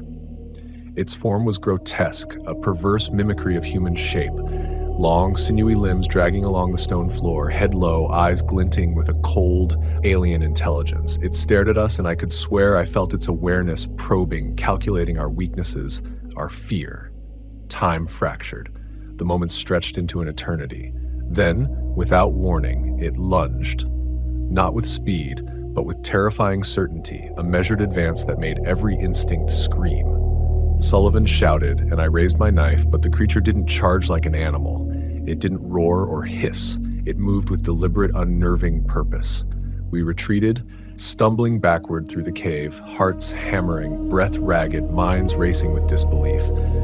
The crawler followed, silent, relentless, and then, just as suddenly as it appeared, it vanished into a narrow crevice, leaving only the smell of iron and damp stone. We stood there, trembling, listening to the forest reclaim its normal rhythm, the creek murmuring, wind whispering, birds calling. That day, we reported our findings, but the official record was vague. Unidentified large animal. I couldn't bring myself to tell them everything, the intelligence, the posture, the deliberate pursuit. They would have laughed, dismissed it as stress or exaggeration, but I knew the truth. Sullivan knew the truth. And that knowledge weighed heavier than any fear. Weeks passed. The forest returned to its ordinary rhythm. Yet for us, nothing was the same. Every shadow, every rustle of leaves, every scrape of a branch against bark became suspect. I found myself waking at night, flashlights and knives within reach, heart pounding at the slightest sound. Sullivan confided that he had started seeing the marks in his dreams, claw-like patterns etched into walls and trees, creeping closer every night. Then, one evening, I realized something I hadn't admitted even to myself. The fear was no longer just about the crawler. It was about the fragility of reason, the ease with which our minds could be undermined, the vulnerability inherent in knowing that the world contains things beyond comprehension, beyond control. I had spent 15 years mastering this forest, understanding its dangers, protecting others. And yet, one night, a creature had stripped that mastery away, leaving me raw, exposed, and aware of my own mortality in ways I had never imagined. The final encounter came unexpectedly. I was patrolling alone near the creek where it all began, night falling fast. The air was thick, almost viscous, carrying the scent of wet pine and damp earth. My flashlight illuminated the familiar path, but I knew as I stepped over rocks and roots that familiarity was a lie. The forest had changed. A scraping sound came from the shadows, a slow, deliberate rhythm that froze my blood. I swung the flashlight, and there it was, watching from the underbrush, eyes glinting like liquid metal. My instincts screamed at me to run, but I stood, knife in hand, heart racing, mind frantically cataloging every option, every escape. The creature crouched, low, almost studying me as if it had anticipated my reaction. And then it did something I will never forget. It tilted its head, a slow, deliberate motion, and it seemed to consider me. As though my presence mattered, as though I was part of some experiment, some test I hadn't agreed to take. For a long moment, we stared at each other, predator and prey, human and something older, something unknowable. Then it retreated, slipping silently into the shadows. The scraping ceased, and the forest returned to its ordinary rhythm. But I knew that night, that encounter would haunt me forever. Not because of the creature itself, but because of what it revealed. The limits of understanding, the thin veneer of control we cling to, and the hidden, waiting darkness in a world we assume we know. I never saw the crawler again, although reports of sightings continued long after. Sullivan eventually transferred to another park, unable to bear the quiet terror that lingered in his mind. I stayed, bound to this forest, its mysteries and its threats. And I learned, painfully, that courage is not the absence of fear, it is the endurance of it. The willingness to face what cannot be understood, to walk forward when reason falters, to stand watch when the forest itself seems to conspire against you. Now, when I patrol the trails, when I guide hikers through the deep woods, I carry with me the memory of that night. The forest is beautiful, breathtaking, and dangerous, filled with life and death, with secrets buried in the shadows of trees and caves. And somewhere beyond the ridge, somewhere in the darkness, I know the crawler waits. Not out of malice, perhaps, but because some things are eternal, existing beyond our understanding, silent witnesses to the fragility of our reason, the persistence of fear, and the enduring courage required to walk in the shadow of the unknown. The forest teaches us lessons that cannot be written, cannot be shared fully. It teaches in silence, in fear, in moments when the veil between the known and the unknown is thin. I am a ranger, a protector, a witness, and in the trembling quiet of the woods, I have learned the ultimate truth. Bravery is not the absence of terror. It is the act of standing, of listening, of moving forward, even when the darkness itself seems to watch and waits. And so I walk, still, flashlight in hand, knife at my side, heart alert, for the forest is patient, and so, too, must I be.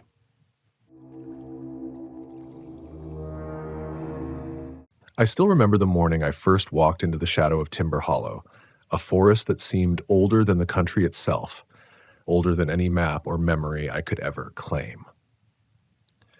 My name is Garrett. I'm 32, and I've been a forest ranger for nearly a decade, patrolling stretches of wilderness where cell signals vanish and the wind itself seems to carry secrets better left unspoken. The local folks in the nearby town of Miller's Ridge call this forest haunted, not in the way children tell ghost stories, but in the way a long-forgotten ache lingers in the bones. Timber Hollow is a cathedral of trees, and every path I follow feels like a winding sermon in which the trees themselves are witnesses to some unholy truth. The first time I sensed that the forest might have more than just animals living within it was a crisp October evening. I had been dispatched to check an abandoned campsite near the edge of Elder Creek, a shallow stream that snakes like a silver serpent through the denser heart of the forest. The campers who had set it up, 2 families, 4 adults, and 3 children, hadn't returned for a week, and their disappearance triggered the kind of procedural alarm that I was trained to suppress, at least outwardly. But inwardly, there was a gnawing unease I could not deny. When I arrived, the first thing that struck me was the campfire. It was strange, unnerving in a way that made my stomach knot. I crouched, eyes narrowing at the remnants of charred logs, expecting blackened ash. But the embers were still warm. 3 weeks later, and the coals radiated heat, as though some invisible hand had tended the fire while I slept miles away in my ranger station. The smell of smoldering wood was faint, but unmistakable, curling into the air like a whisper meant for me alone. I called out, My voice cracked in the dense silence, bouncing off the trunks and fallen leaves. "Hello? Anyone here?" Nothing answered, save for the occasional murmur of the creek and the distant rattle of a crow settling on a branch. And then I heard it, a faint footstep behind me. I spun, heart hammering, flashlight slicing through the gathering darkness. Nothing. But the undergrowth trembled slightly, as if something or someone had brushed past it. I reasoned with myself. It had to be a deer, maybe a stray raccoon. Logic was a small comfort against the primal terror that gripped me. I set about examining the campsite, noting that the tents were upright, supplies neatly stacked, and personal belongings untouched. No signs of struggle, no abandoned trail of footprints, just absence. The warmth of the fire persisted, an impossible anomaly. That night, I returned to my cabin near the edge of the forest. I slept uneasily, haunted by visions of the campers' faces. Were they still alive? Were they hiding? Or had something hidden them? The next morning I went back. The forest seemed to shift subtly, trees leaning closer, branches creaking not with the wind, but with intent. My rational mind, trained for countless emergencies, strained to find logical explanations. But as I knelt by the fire once more, the warmth pressed against my skin in a way no sunbeam could. Over the following week, the encounters escalated. Every path I took brought new anomalies. Rocks stacked impossibly high, animal tracks that vanished into thin air, faint scratching noises from deep within hollow logs. I remember one evening, walking the ridge trail alone, I caught sight of something moving between the trees. A silhouette taller than any bear I'd ever seen, hulking and thick with hair, its eyes reflecting the last rays of the sun in a ghastly amber glow. My legs froze. Fear locked me to the trail as it tilted its head, observing me with a patience that no animal could muster. When I blinked, it was gone, leaving only the rustle of leaves and the lingering scent of musk, raw and ancient. The forest began to press against my mind. Nights were the worst. The wind carried voices that weren't voices, whispers shaped like words I almost understood. The creek gurgled in patterns that resembled laughter. Even familiar sounds, the hoot of an owl, the crack of twigs, took on sinister rhythms. Each day, the lines between reality and imagination blurred, and my instincts screamed at me, warning me of dangers I could not see. I doubted myself constantly. Was I losing my mind, or was something watching, learning, waiting?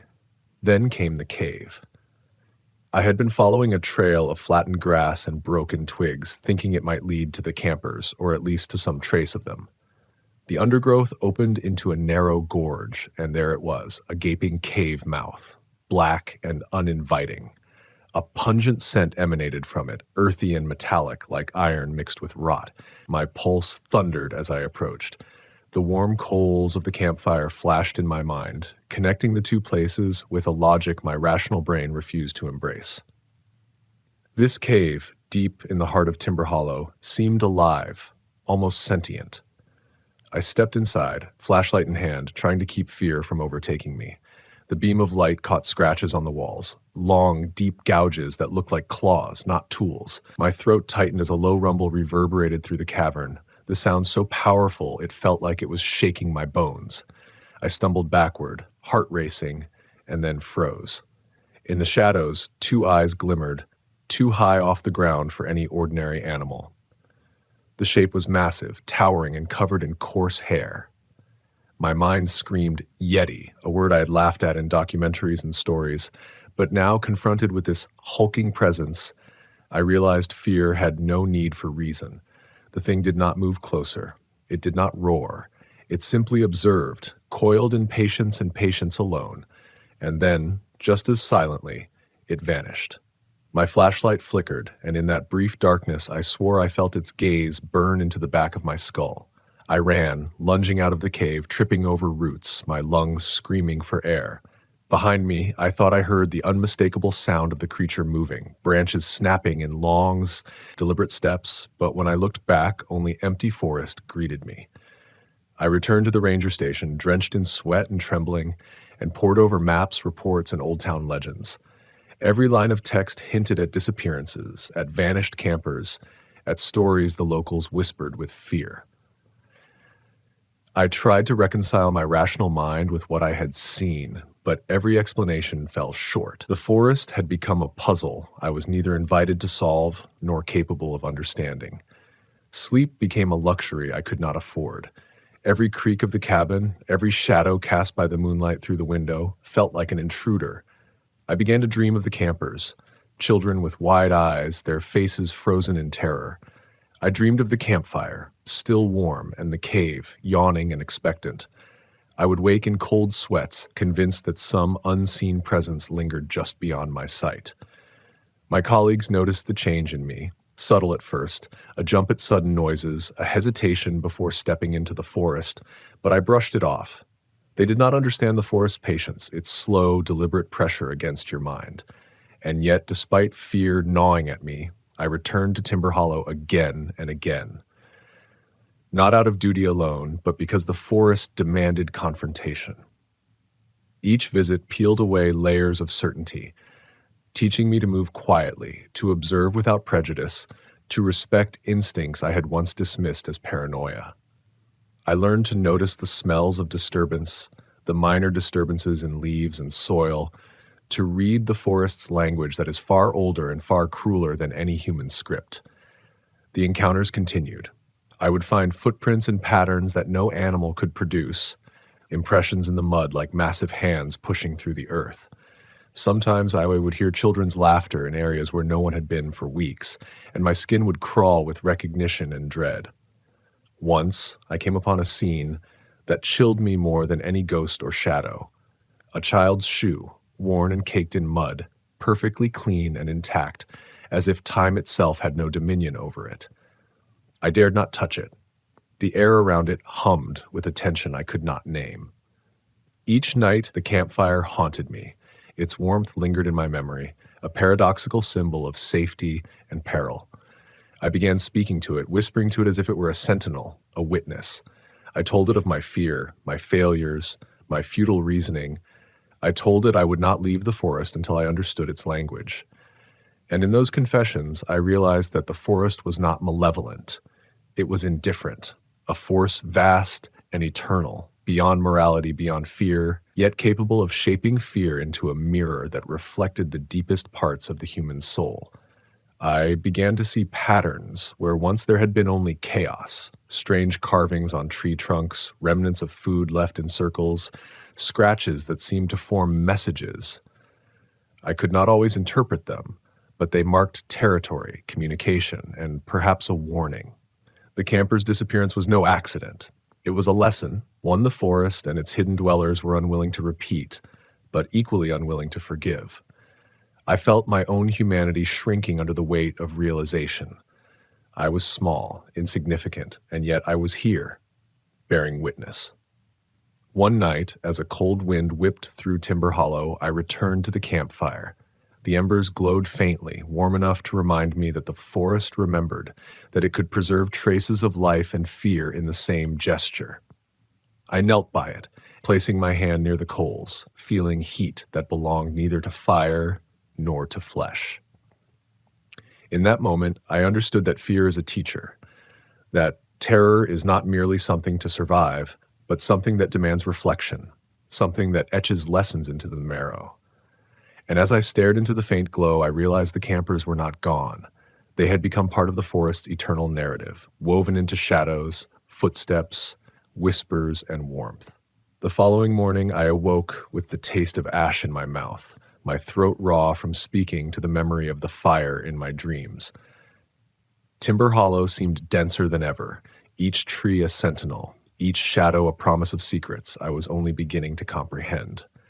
I walked deeper, driven not by duty, but by a compulsion I could neither explain nor resist. The path narrowed as the undergrowth thickened and the sunlight struggled to pierce the canopy. It was as though the forest were holding its breath, waiting to see what I would do next. I passed the creek, now swollen from an early frost, its waters murmuring with urgency. I could feel the vibrations through the ground, almost like a heartbeat, and I realized it was not water alone I sensed. It was the rhythm of life and absence entwined, the echo of those who had vanished, and perhaps the pulse of something older, larger, watching from the depths. My boots sank into the wet earth, leaving footprints I knew would vanish as quickly as they were made.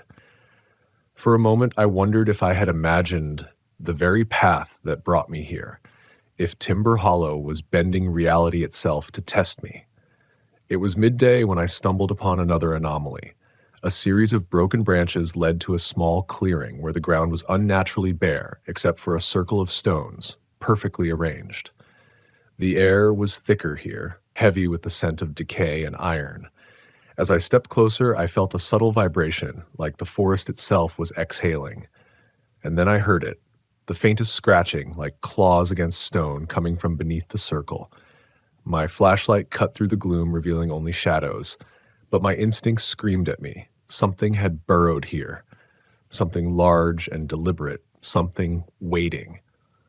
I crouched, hand hovering over my radio, though I knew no one could reach me if the worst happened. My mind raced between reason and instinct.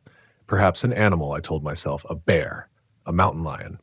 But the sounds, scraping, deliberate, almost playful in a cruel way, belied any mundane explanation.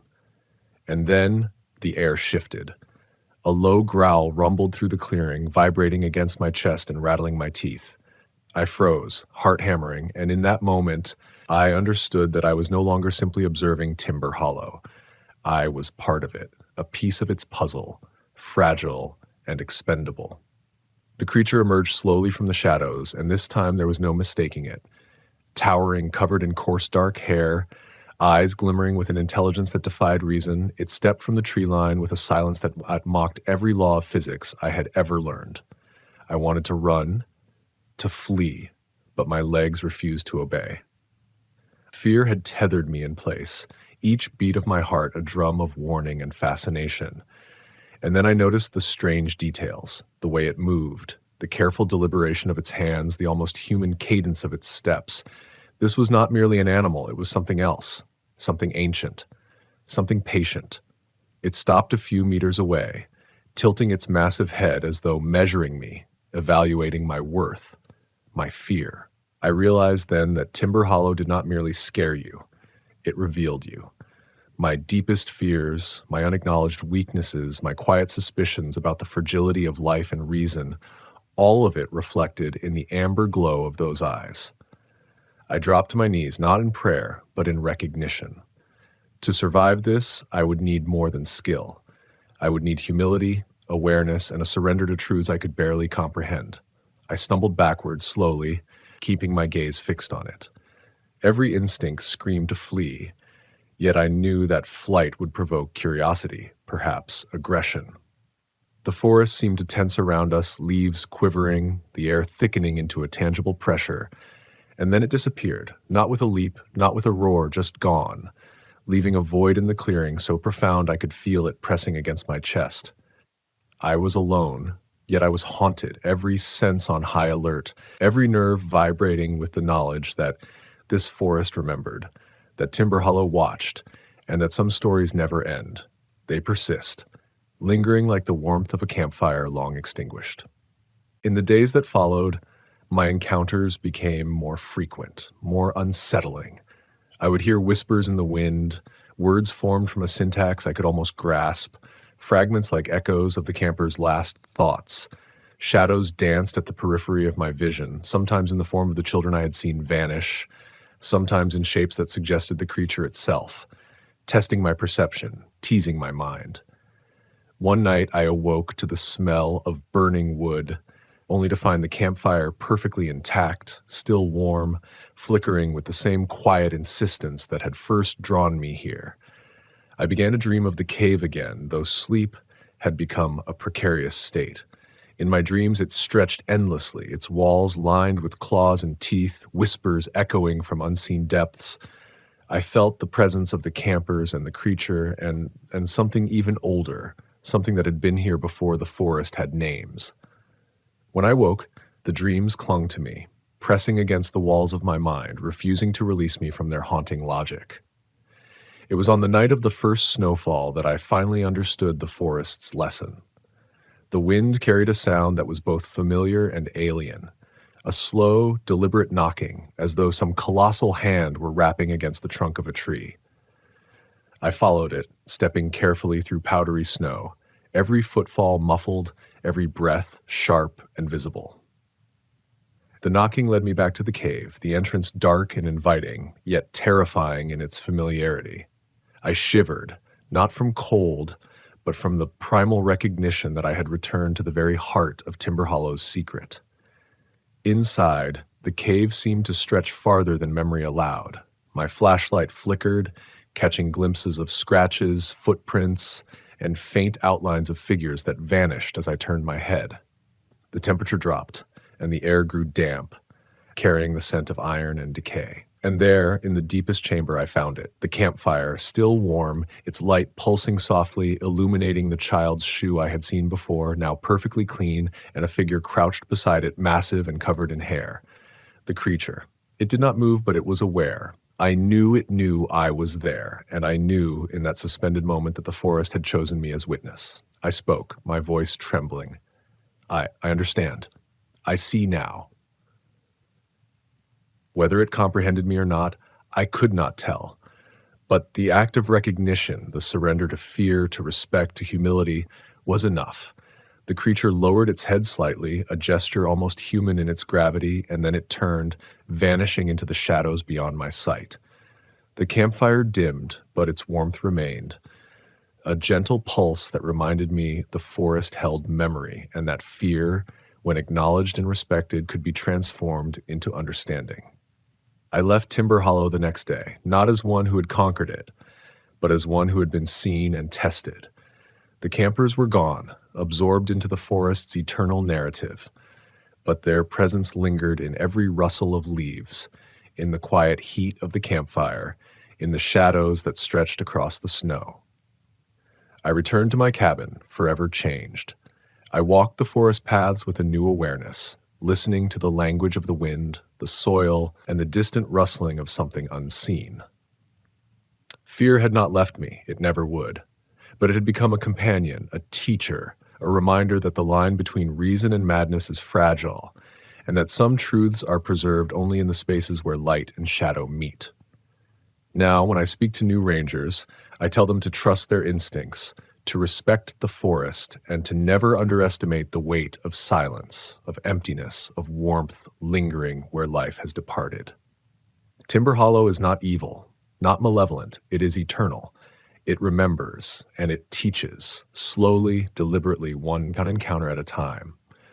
I have learned that courage is not the absence of fear, but the willingness to walk through it, to witness the unknown without flinching, to be changed by it and yet remain.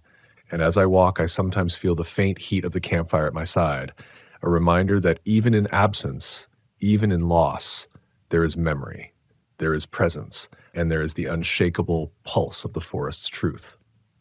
I cannot say what became of the campers, nor would I presume to, but I have come to accept that some mysteries exist not for resolution, but for recognition. Timber Hollow has shown me what it means to be small, fragile, yet vital, and when I kneel by the campfire in my dreams, its warmth curling around my hands, I feel their presence, not as specters, not as victims, but as witnesses to the forest's eternal lesson.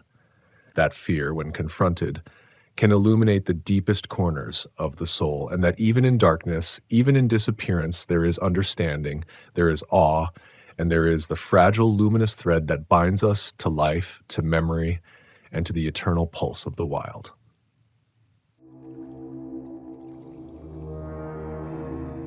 I never believed the woods could speak until I heard them whisper my name. My name is Garrett. I'm 34, and I've spent the last decade patrolling the folds and hollows of Shenandoah National Park, a ribbon of shadowed trails and mist that never seems to lift. I grew up in a small town near Luray, Virginia. Everyone there knew the mountains were alive, or at least that they carried secrets older than any of us. My father was a logger, my mother a school teacher, both steady in their own way, both terrified of the woods at night. They warned me often, some paths aren't meant to be walked, Garrett. But I walked them anyway. I became a ranger not because I loved danger, but because I loved the responsibility of knowing it existed and standing between it and anyone foolish enough to wander unprepared. My patrols began at first light, when the mist still clung to the trees like damp wool. On most days, the forest was a cathedral of birdsong and rustling leaves, sunlight splintering through the canopy like fractured glass. But even in that beauty, I learned to listen, not just to the normal, to the wind, the river, the deer moving through the underbrush, but to the wrong things. The things that should not be there. The noises that made your chest tighten before you could place them. The first time I felt truly unsettled, it was just me and the crows. They circled overhead, unusually quiet for a morning chorus, their black feathers barely ruffling in the still air. I was following a trail near Hawksbill Gap, a part of the park I had walked 100 times, when I heard a knock. Not on wood, not metallic, but a soft, hollow knock that seemed to echo inside my skull rather than around me. At first, I thought it was a hiker tapping on a tree for attention. I called out, but only the crows answered, their cries sharp and mocking. I laughed nervously, trying to shake the tension. The knock repeated, 3 times this time, then a pause, then another 3. I rationalized it. Fallen branch, deer in some hidden hollow, my imagination. But the pattern, precise and deliberate, stayed with me. That night I stayed in the ranger cabin near Stony Man. The logs creaked, the wind rasping through the eaves. I lit a fire, poured whiskey into a chipped mug, and listened. Somewhere outside, I swear, something shifted. The cabin door had never been latched properly, but I could feel the weight of eyes on me, staring from just beyond the threshold. I told myself it was a raccoon or an owl. I told myself I was tired. Yet sleep came reluctantly, punctuated by dreams of something immense moving through the trees, brushing against the trunks in long, deliberate strides, leaving the air smelling of wet earth and decay. Days passed, and the forest seemed to press closer. I began hearing whispers, almost imperceptible at first, like syllables riding the wind, fragmented words, impossible to comprehend but unmistakably human. Garrett, Garrett, Garrett. The sound always seemed to come from below, from the hollows near the big meadow where the fog pooled like liquid glass. I told my fellow rangers, joking through my unease. They laughed it off. "You're getting soft, Garrett. You've been out here too long."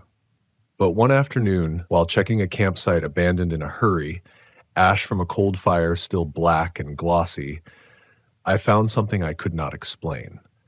A series of footprints, far too large for any human, pressed into the damp soil around the fire pit.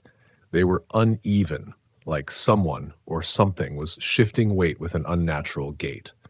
I measured them, over 18 inches from heel to toe. The toes themselves were long, splayed in a way that no human foot could manage. The prints led away from the campsite and then vanished into the undergrowth. I felt an ice-cold dread crawl up my spine, my instincts screaming for me to turn back, yet I followed. I could not resist the need to know. The forest closed in around me, the trees stretching taller, darker, their branches intertwining to blot out the sun. The usual sounds of birds and insects had disappeared. In their place, there was silence, and in that silence, I could hear the crunch of something following me. But whenever I turned, nothing was there. I reached the edge of a cliff overlooking a narrow ravine, the mist swirling at the bottom like living smoke. And then I saw it, a hulking figure, covered in dark fur, massive arms hanging at its sides, eyes glinting faintly in the gloom. It did not move, only watched. I froze, every rational thought drowned by the sheer primal terror of being seen by something wholly other, something ancient. I stumbled backward, heart hammering, and the thing disappeared, melted into the shadows, leaving only the echo of its presence and the scent of wet moss and iron in the air. I didn't sleep that night. I wrote in my notebook trying to convince myself it had been a bear, an escaped experiment, something explainable. But deep down, I knew the truth. Some part of the forest had eyes, had thought, had memory, and it was aware of me. The encounters escalated over the next weeks. The whispers became voices, coherent enough that I could distinguish threats, pleas, names of people I had never known. Objects in the ranger stations moved. A water bottle on the counter shifted an inch overnight. Footprints appeared on my cabin floor, always just beyond the reach of the lamplight. Once, while on a solo night patrol, I saw a pair of eyes floating above the river, like lanterns bobbing in the fog. I raised my flashlight. They blinked once, then vanished. The air smelled of burned wood and decaying pine. I can still remember the metallic tang, almost like blood. I began carrying a knife, always with my hand near the hilt. My radio would emit static bursts whenever the presence grew near, and sometimes, just at the edge of comprehension, I could hear its voice, not yelling, not whispering, but almost curious, like it was studying me. I tried to maintain reason. I memorized the park's geography, the wind patterns, the calls of animals, anything that could be misinterpreted as supernatural. But the logic only carried me so far. One evening, I caught sight of a cave high on Old Rag Mountain, a place I had passed countless times, a deep darkness yawning from its mouth unlike any shadow I had ever seen. And in that darkness, I thought I saw movement. I should have stayed away. Every instinct screamed at me. Every rational thought demanded I retreat. But the ranger in me, the protector, the observer, drove me closer. I approached the cave, flashlight trembling in my grip. The scent of wet earth was stronger here, mixed with a decay I could not identify. I felt the eyes again, not from the forest now, but from the cave itself. Something waited inside. My heartbeat was deafening, every step an act of defiance and fear. I could not shake the sense that the cave remembered me, that it had been waiting. I paused at the mouth. The air was colder here, unnatural. I whispered a warning to myself, "Do not go in." But the thing in me that had spent years learning the ways of the forest, the patterns, the dangers, the silent threats, was curious and prideful and foolish. I stepped inside. The darkness swallowed me instantly, and my flashlight seemed to fight against it as though the beam itself knew it was inadequate. I heard a deep, resonant exhale from the far end of the tunnel, something massive, watching, shifting. My skin crawled, my mind screamed. I wanted to turn back, but I had to see. And then silence. For a moment I thought I was alone. Then came a series of knocks, soft at first, then louder, echoing through the cave walls, following the rhythm of my own heartbeat. I realized with horror that I had crossed some invisible threshold. This place, the cave, the forest, it was not just a home, it was a sentinel, and I had trespassed. I will continue the next section seamlessly from here, detailing the deeper encounters, the psychological unraveling, and the escalating horror, maintaining first-person immersion, rich sensory detail, and internal conflict. The cave seemed alive, breathing with a slow, deliberate rhythm that matched my own heart. Every sound I made echoed back at me, twisted and unfamiliar. My flashlight flickered as if the darkness itself was trying to swallow it. I wanted to call out to announce my presence, but fear paralyzed my voice. Then I heard it, a low, guttural growl from deep within the shadows, resonating through the stone walls and shaking the ground beneath me. It wasn't like any animal I had ever known. It was older than the park, older than memory. It was a warning and a declaration all at once. I backed up slowly, scanning the cave with trembling light. The walls, slick with moisture, reflected my fear back at me. Shapes began to appear in the corners of my vision, large and distorted. For a brief, horrifying moment, I thought I saw figures, tall, hunched, eyes glowing faintly in the black. They didn't move like humans. They were deliberate, patient, calculating. Every rational part of me screamed to retreat, yet my legs refused to obey fully, as if the cave had claimed them. Then the growl became a voice, low, guttural, and almost understandable. "Leave or stay," it said, a sound like gravel and bone grinding together. My mind scrambled to process it, to rationalize it, but no explanation came. This was no bear, no person. This was something the mountains themselves had kept hidden, something that had watched the trails I walked, the cabins I slept in, for years without my knowing. I stumbled forward, compelled to understand, to see, to survive. That's when I smelled it, a coppery tang, thick and heavy, like blood mixed with earth. It was everywhere, filling my nostrils, making my stomach churn. I coughed, tried to wipe it away, but it was clinging to me, merging with the darkness. And then I saw it. A figure, enormous, standing just beyond the reach of my flashlight. Its head was massive, covered in dark, matted fur. The eyes glowed a faint amber, reflecting light like lanterns in a storm. Its arms were long, hands ending in fingers that looked capable of crushing bone. The thing didn't advance. It didn't need to. The mere act of existing in that space was enough to make my legs quake and my mind scream. I felt as though the ground itself had shifted beneath me. The air grew colder, so cold it burned my lungs when I breathed. I whispered a prayer I hadn't uttered in years, though I don't know who or what I was praying to. My rational mind searched for explanations. Maybe it was a bear? No. A deer? Impossible. A human lost in the woods? Even less likely. This was something else, something that had been here long before me and would remain long after. I turned to leave, but the cave seemed to stretch endlessly behind me. Every step I took brought me deeper, even though I was trying to retreat. I could hear the creature moving now, a slow shuffle, almost lazy, yet filled with strength I could feel in my chest. My flashlight flickered violently. Shadows danced along the walls, grotesque and alive. I realized with a horror that made my stomach twist that the cave wasn't merely a place, it was a threshold, and I had crossed it. In that moment, I understood the truth that the forest had been whispering all along. The woods were not passive observers. They judged. They remembered. And now they were testing me. I remembered the abandoned campsite with the enormous footprints, the eyes over the river, the whispers that had haunted my nights. Every event had led here, had prepared me for this confrontation. And yet the preparation offered little comfort. I stumbled over a rock, catching myself against the slick wall. My flashlight fell, bouncing erratically, illuminating glimpses of the creature. Its face was not human. It wasn't animal in any recognizable sense, but there was intelligence there, a cold, calculating awareness that made me feel naked, exposed, and unworthy. I wanted to run, but the cave had become a maze, the walls unfamiliar, twisting in ways that defied logic. Then came the knocking again. Not outside, not echoing from afar, but from within. It was close, so close I could feel the vibrations through my bones. 3 knocks, then another 3, then a pause. My mind tried to categorize it, to reduce it to something understandable, but it would not yield. Each knock seemed to reverberate in my chest, sending shivers down my spine, erasing thought.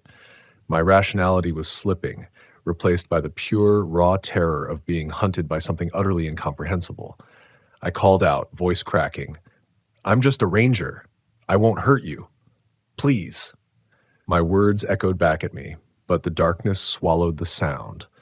For a moment, I thought I heard a reply, a hiss that could have been a voice, could have been the wind. Then silence again, heavier than before, as if the cave had inhaled and held its breath. I moved forward again, compelled by a mixture of fear and fascination. The ground dipped sharply, forming a narrow ledge above an underground stream.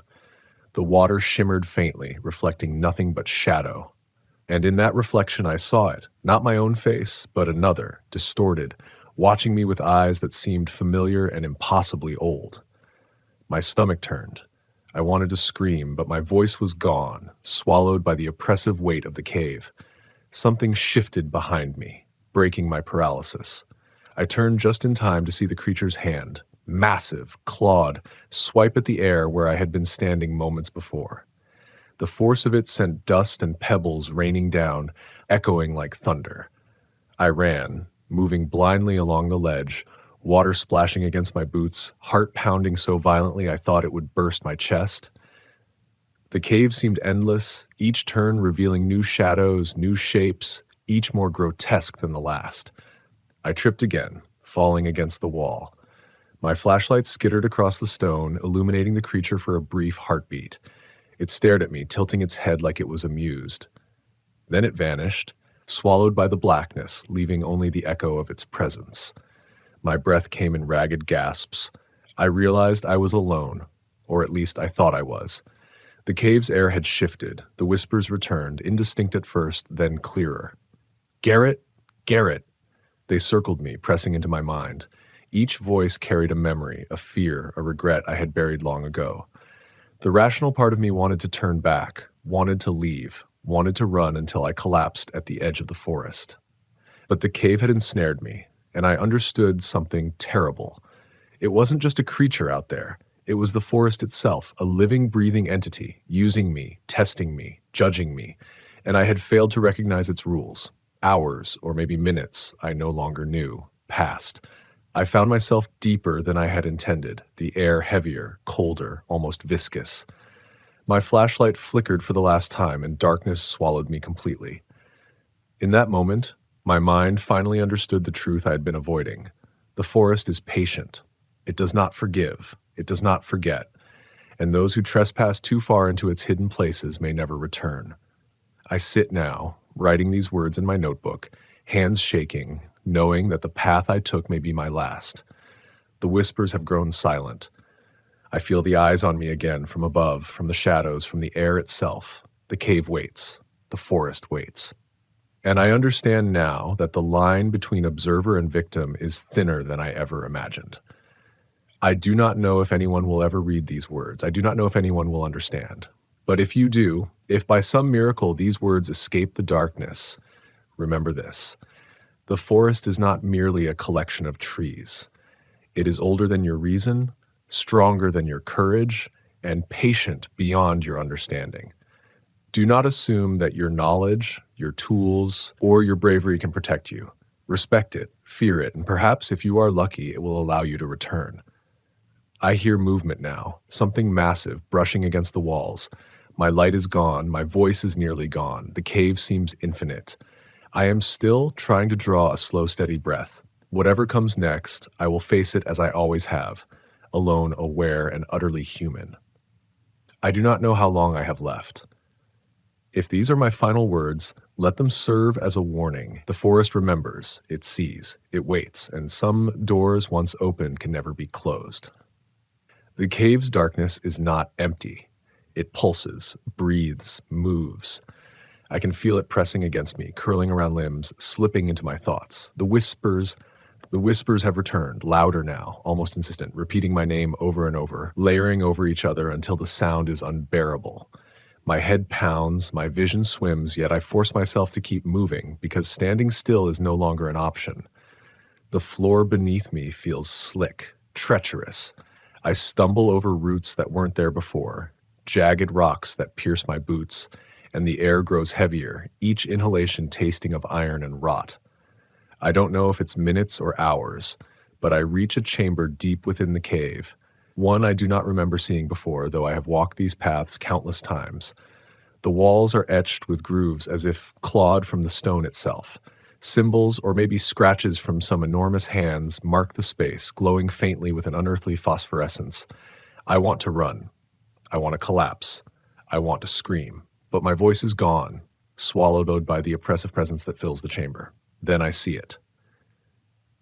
The creature. Or perhaps it's not just one. It is many. Shadows shift, forming shapes at the edge of my vision, immense forms with glowing eyes that pierce the darkness. They move deliberately, circling me, yet never closing the distance fully. I feel them in my chest, pressing against my ribs as if the very air has weight. The whispers coalesce into words I can barely comprehend, fragments of voices I have known, voices I fear, voices I cannot place, all urging, warning, commanding.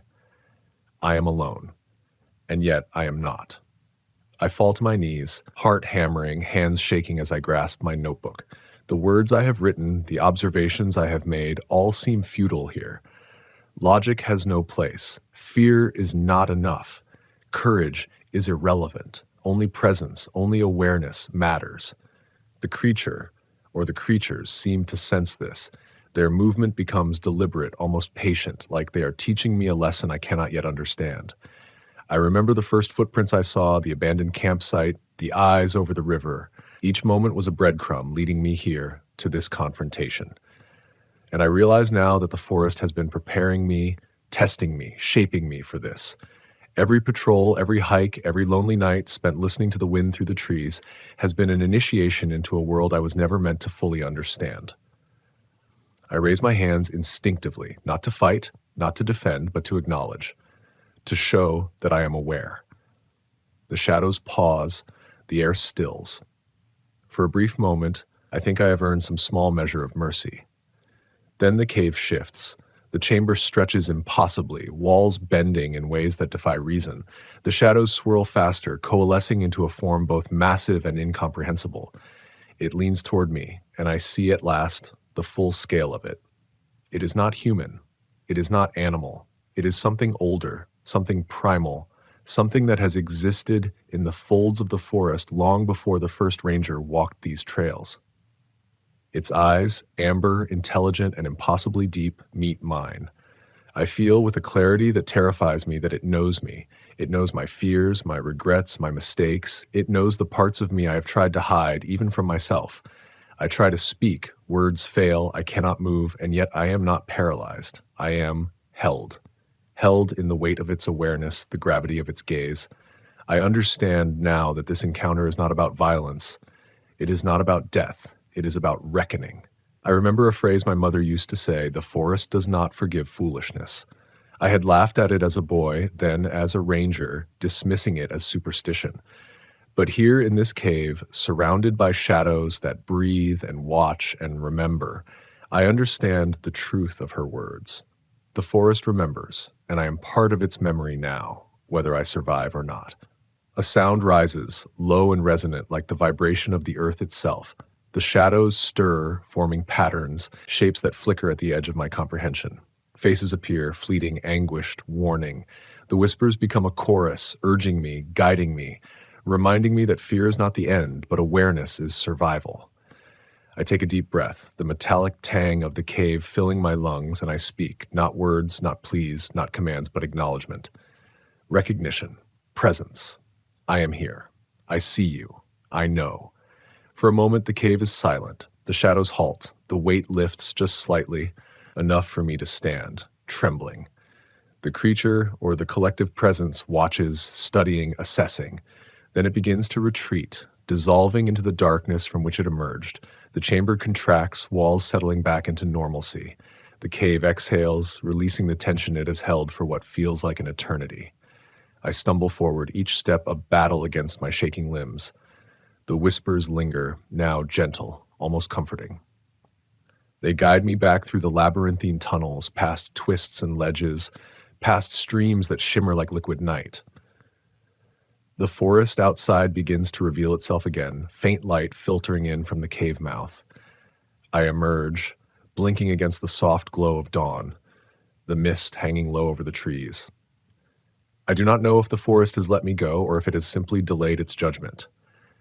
I only know that I am alive, and I carry with me a terror that cannot be erased, and a lesson that cannot be ignored. I walk the trails slowly now, eyes and ears attuned to every whisper of wind, every shift of shadow. I speak less, observe more, and sleep rarely. The forest has taught me humility, patience, and fear.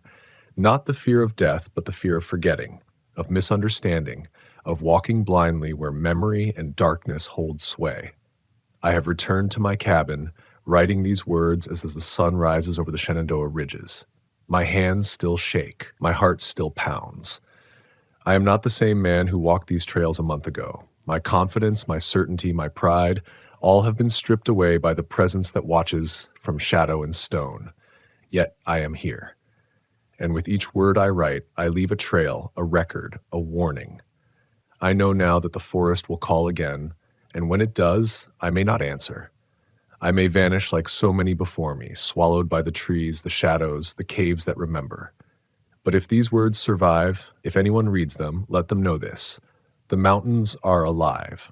They see, they remember, they judge. And those who venture too far, who underestimate what lies beneath the roots and behind the rocks, may never return. I do not know if I will survive the next encounter. Perhaps this notebook will be found among the ferns and fallen leaves, a testament to the fragility of reason, the weight of fear, and the eternal vigilance of the forest. Perhaps not. But I write this as a witness, as a participant, as someone who has seen the edge of understanding and felt the darkness breathe around him. If you are out there, walking the trails, listening to the wind through the trees, know this: you are not alone. The forest watches, the shadows wait, the caves remember, and some doors, once opened, can never be closed. I hear movement again now. Something immense is brushing the undergrowth outside my cabin. I feel the eyes on me, the weight of awareness pressing into my chest. I do not run. I do not call for help. I sit, pen in hand, notebook open, recording the last traces of my mind, my courage, my existence. If these words are the final entry, let them serve as more than a warning. Let them serve as a testament. The forest is alive. I am part of its memory now. And the cave, the shadows, the watchers, they have claimed a piece of me, as they have claimed so many before. I do not know if I will write again. I do not know if anyone will ever read this, but if you do, remember, the forest remembers, it does not forget, it does not forgive, and some doors once opened can never be closed. I hear a breath, deep, slow, deliberate. It is not mine, it is patient, it is watching, and I am ready. I've learned that Yellowstone never introduces itself gently. It doesn't whisper its danger, doesn't hint at the layers of history rotting beneath its soil. It simply stands there, silent, enormous, ancient, waiting for the one moment when you let your guard down. And the night that still haunts me started with nothing more than a missing hiker report. My name is Elias. I'm 38, a senior ranger in the Yellowstone Backcountry Division. That title sounds comforting, like I'm some dependable steward of the land, someone with answers. But truthfully, the forest doesn't offer many answers. It mostly gives you warnings, and if you're foolish enough to ignore them, it lets you pay the consequences in full. I grew up near Wyoming, in a place where people believed the woods were alive, not metaphorically, but in a way that made them shut their mouths and lock their doors whenever the wind shifted wrong. As a kid, I dismissed it all as superstition wrapped in old mountain folklore. But the longer I worked in Yellowstone, the harder it became to believe the lines between superstition and reality were as clean as I once thought. My ranger station sits deep in the interior, far from the main roads and souvenir shops. It's an older structure, built when the park was more wilderness than tourist attraction. The logs that hold it up are warped from a century of winters. The floorboards protest with every step. But I've always liked it. There's a sense of solitude there, a sense that I'm a guest inside something much older than myself. On the morning the incident began, the weather was strangely still. Yellowstone is famous for its volatility. Even a calm day carries the tension of an untied knot. Yet that morning the air seemed suspended, thick, almost stale. The forest felt clogged with something I couldn't name. At around 10 a.m., dispatch radioed in with the report. A man in his mid-20s had been hiking solo on a remote trail near the Washburn Range and hadn't checked in with his family for 2 days. Normally, this wouldn't have triggered a full response. Cell service is miserable in that region, and hikers go off-grid all the time. But the family insisted he'd been sending daily coordinates through a satellite messenger. The messages stopped abruptly. No error ping, no final low battery signal, nothing. Just silence. And in Yellowstone, silence is never just silence. I saddled up my pack, double-checked my gear, and began the long trek toward the coordinates the hiker last transmitted. The land out there is harsh, miles of ridgelines, deep valleys of spruce and lodgepole pine, slopes scarred by ancient burns. The air carries the constant smell of pine resin, sage, and sulfur drifting from geothermal vents hidden beneath the surface. As I made my way through the first few miles, unease crept in, not the sudden, sharp kind, but the slow kind that rises like cold water around your feet. It started with the quietness. Even in the most isolated areas of this park, nature has a rhythm. Birds chattering, branches shifting, distant geysers groaning. But out here, the only sound was my boots compressing the frostbitten soil. After about 4 hours of trekking, the terrain shifted into a stretch of forest older than anything near the developed areas of the park. The trees narrowed, their trunks blackened and split by lightning scars decades old. Moss clung to them in thick, wet sheets. Everything was damp, even though the sky hadn't offered a drop of rain in days. At around 3 p.m., I reached the hiker's last known coordinates. The place was wrong. Not in a supernatural way, at least not at first. It was wrong in that subtle, biological way. like the earth was trying to hide something. I spotted the man's campsite quickly. His tent was intact, zipped shut, no signs of struggle. But what stopped me was the fire pit. Someone had placed rocks into a perfect circle, too perfect, almost measured, yet the ashes inside were cold, hours cold, maybe days. It was the kind of detail that suggests intentionality, control, and people in distress rarely act with that kind of control. I crouched beside the pit and sifted gently through the ashes. At the bottom, there was something odd, small splinters of bone, scorched at the ends. Not human, more likely rabbit or squirrel. But the cuts were clean and deliberate, like they'd been broken apart with precision. The hiker's pack was inside the tent, all his gear neatly arranged. The only thing missing was the satellite device, and of course, the man himself. Beyond the campsite, the trees tightened into a narrow corridor, like a throat leading into the deeper woods. A low fog slithered through that passage, heavy enough to dull the silhouettes of the pines.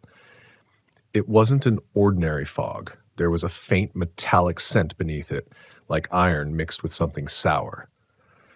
I radioed back to the station, giving them the situation and my approximate timeline. They asked if I wanted a second ranger dispatched for support. I hesitated. Not for ego, but because I developed an instinct for when you should travel lightly, when bringing more people only gives the forest more lives to hold on to. "I'll continue alone for now," I said. That was my first mistake. I followed the fog-choked corridor, and almost immediately the atmosphere changed. The temperature dropped so sharply I could see my breath, even though the sun still pressed against the treetops above. A kind of pressure formed around my head, muffled, like walking underwater. Then I heard it, a faint knocking sound, not the rhythmic drumming of a woodpecker. This was slower, almost thoughtful. A pattern, but an irregular one. Three taps, a pause, 2 taps, a long silence. It echoed through the woods, bouncing strangely as though the trees were carrying it toward me rather than away. I froze, listening. Tap, tap, tap, tap. I felt a ripple of something primal, instinct overriding rationality, the way an animal knows a predator is near long before it sees one. My first thought wasn't that it was human or an animal. It felt intentional. Observant, like something was tapping not to reveal itself, but to test if I would answer. I didn't move. I barely breathed. When the knocking stopped, the forest didn't settle back into silence. It held its breath with me. Then a sudden crack snapped through the air, not in front of me, but behind.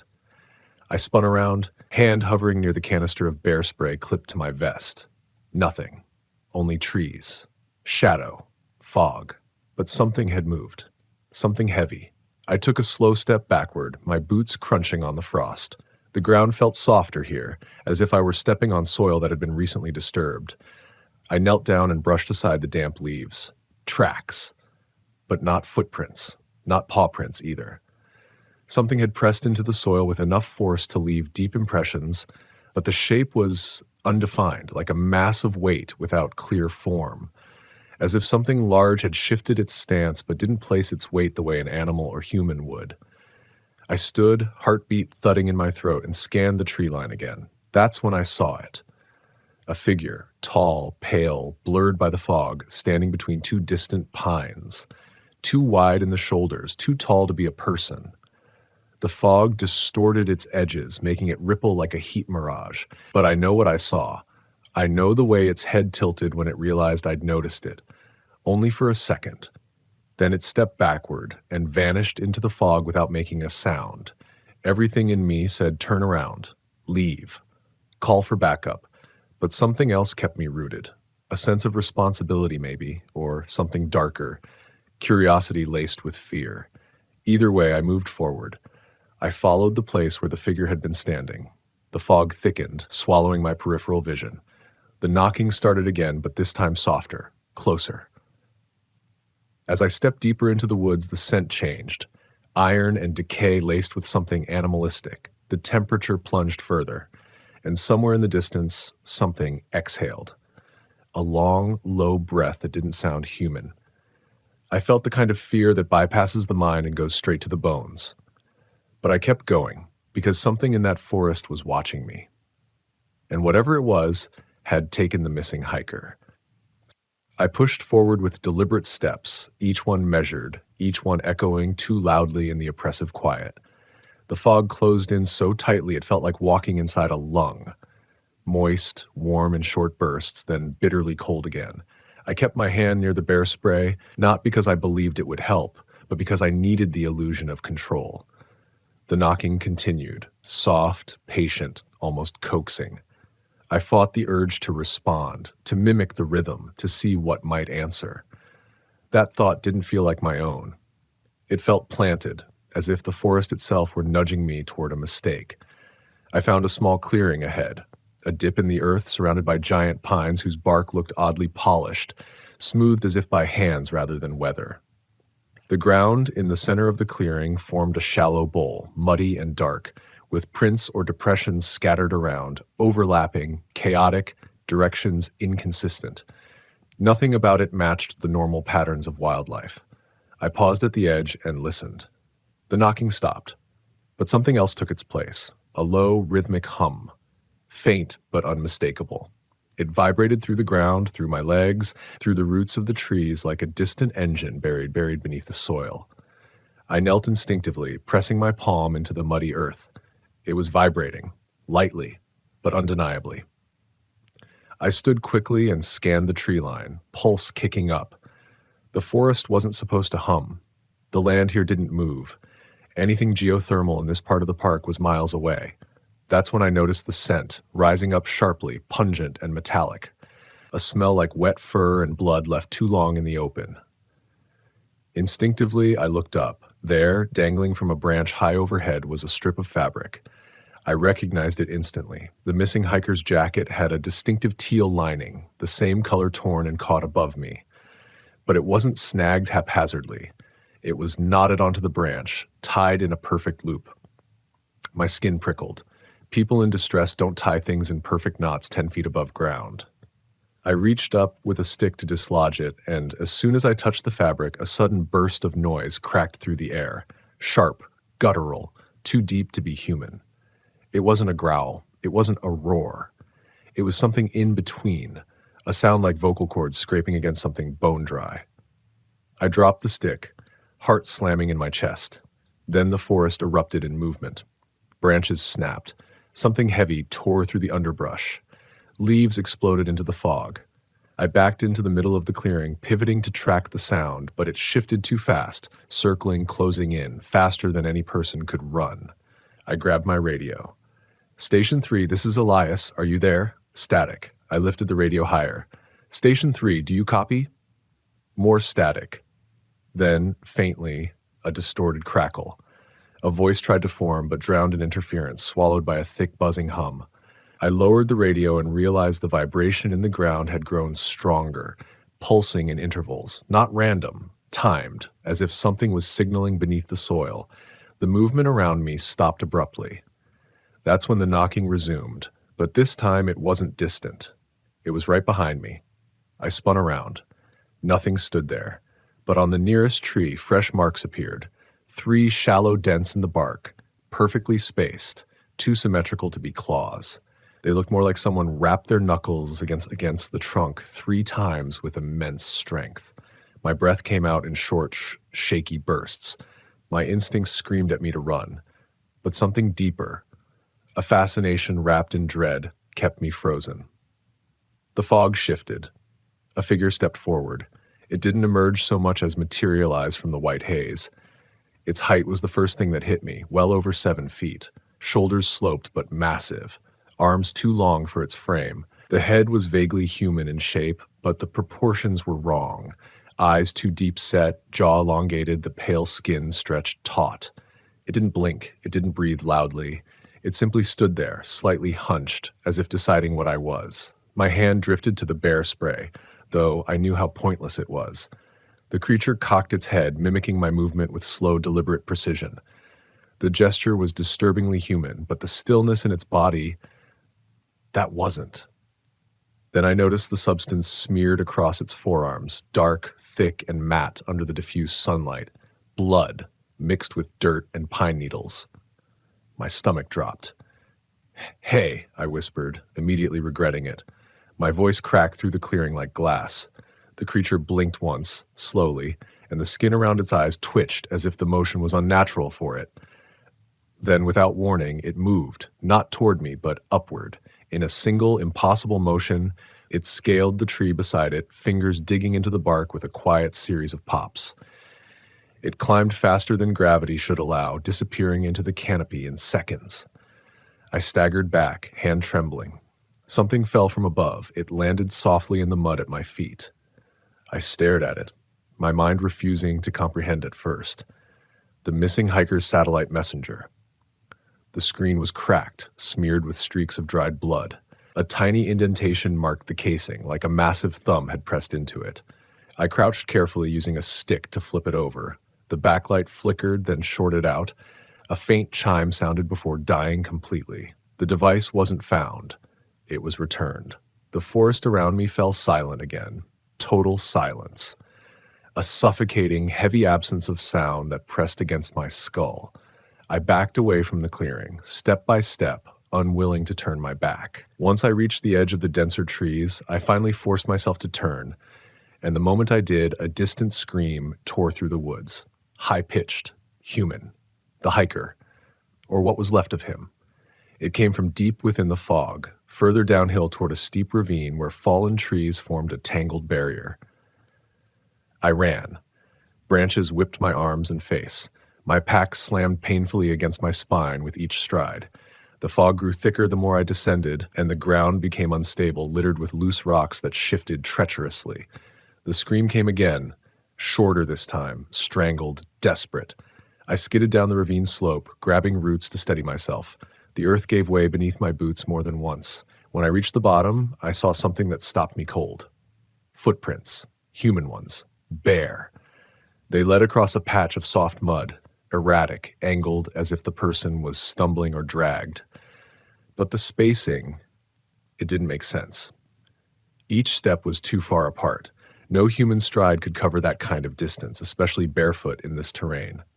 The scream sounded again, closer now, echoing oddly. I followed the tracks, moving fast but low, trying not to announce myself more than I had to. They led me toward a narrow gap between two massive boulders, half hidden by drooping pine branches. A cave entrance. Small, cramped, shaped more like a wound in the earth than a natural formation. The air seeping from it was freezing cold, carrying the same metallic scent I'd sensed earlier. I crouched, listening, breathing from inside, shallow, rapid, human. But layered beneath it was another sound, a slow, wet exhalation. Animal-like, but too deep, too resonant. I swallowed hard and clicked on my flashlight. The beam cut into the darkness. Movement flickered at the far end of the cave, something scrambling backwards, trying to hide from the light. "Hey," I whispered harshly. "If you can hear me, I'm with the Park Service. I'm here to help you." A soft whimper answered me. I took a cautious step inside. The temperature dropped instantly. My breath fogged the beam of light. The stone walls were cold enough to glisten. Something about the air felt wrong, heavy with humidity despite the cold, as if the cave exhaled slowly with each pulse of the earth. I scanned upward. That's when I saw them. Claw marks, deep, jagged, scoring the stone ceiling. Not random. They formed a pattern, curved, repeated, almost ritualistic in their placement, carved into the rock with a force no animal in Yellowstone possessed. My breath hitched. Something shifted deeper inside, soft, deliberate, not the hiker, not anything human. And then, something whispered my name. The voice didn't echo the way sound normally behaves inside a cave. It threaded through the darkness like a breath slipping between stones, soft enough to doubt, clear enough to paralyze. Every instinct in my body recoiled. Hearing your own name spoken by something you cannot see is a violation of the mind that no training prepares you for. I froze halfway into the passage, my flashlight trembling slightly. The beam shivered across the cave walls, making the shadows seem to pulse, expand, contract. My name again, whispered from deeper inside, but distorted this time, like someone learning how to form the syllables by imitating the sound rather than understanding it. Us. I backed up a step, but then the human whimper I'd heard earlier returned, quieter, weaker. That sound hooked into the part of me that had taken this job in the first place. Duty has a strange way of overriding fear, even when it shouldn't. I forced my breathing to steady and moved forward. The cave ceiling dipped lower, and I had to crouch. My knees brushed damp earth. The air tasted metallic, the humidity turning it thick in my throat. The flashlight beam began to flicker, reacting to the cold. I slapped the handle lightly and it steadied, though the light looked strained, as if fighting something in the dark. I crawled deeper until the rock opened into a hollow chamber. The smell hit me first. Decay layered with wet stone and the unmistakable stench of old blood. My eyes scanned the ground. Two things lay near the back wall. First, a human figure, collapsed against the stone, limbs curled in upon themselves in a posture of exhaustion and pain. He was alive. I could see the faint rise and fall of his chest, but his skin looked pale, fevered, and streaked with grime. His ankle appeared swollen, and his clothes were soaked with mud and something darker. Second, beside him, a heap of bones, not bleached by the sun, but fresh, splintered, some scored with long, precise gashes as if carved by a tool instead of broken by teeth. My heart hammered in my ribs. I stepped forward and whispered, "Can you hear me?" The hiker lifted his head slowly, eyes unfocused. He blinked at the flashlight's glare, pupils contracting sluggishly. When he recognized the uniform on my chest, his expression collapsed into desperate relief. "Help, please." His voice cracked, barely more than vapor. "Don't move. I'm going to get you out of here." But even as I said it, the temperature plunged again. A coldness so intense it felt like the cave inhaled and my lungs strained against that pull. The beam of the flashlight dimmed further, the shadows swelling in the corners where the light couldn't reach. Then the hiker's eyes widened in sudden terror. Before I could turn, before I could even process his expression, something scraped along the stone behind me, a long, deliberate drag, like claws slowly scoring the floor. I spun the flashlight toward the sound.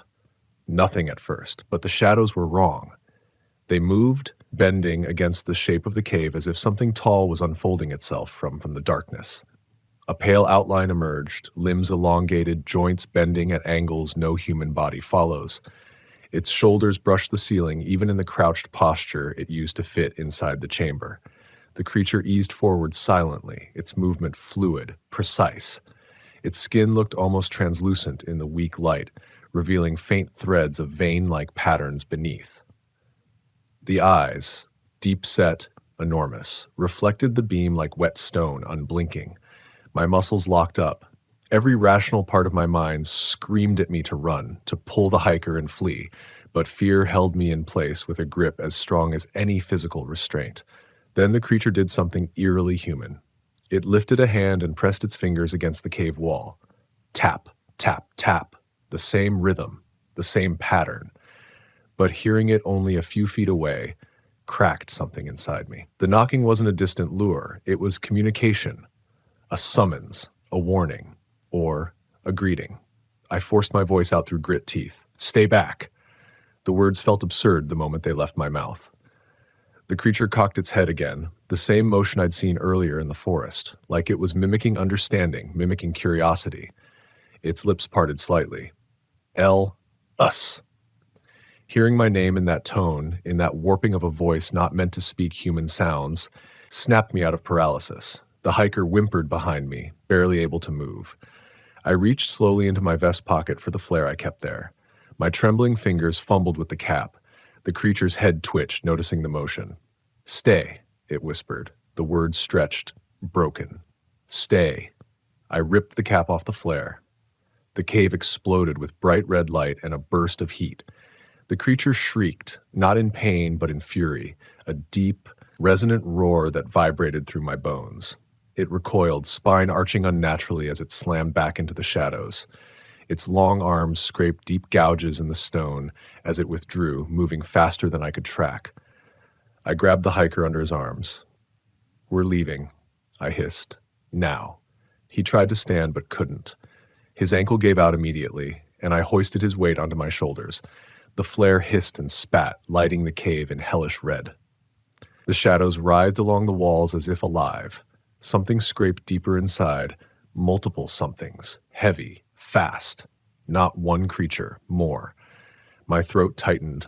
I dragged the hiker toward the cave mouth, each step fighting against the slick mud. Behind us, the scraping intensified. Claws clicked against stone. Low, guttural breaths echoed, blending into each other until the cave sounded like it was alive and starving. "Don't look back," I whispered, though it was mostly to myself. The crawl space narrowed and forced me to crouch again. The flare sparked and hissed, almost dying in the cold air, and for a heartbeat the cave plunged into complete darkness. Something brushed the back of my jacket. I shoved forward, adrenaline ripping through me.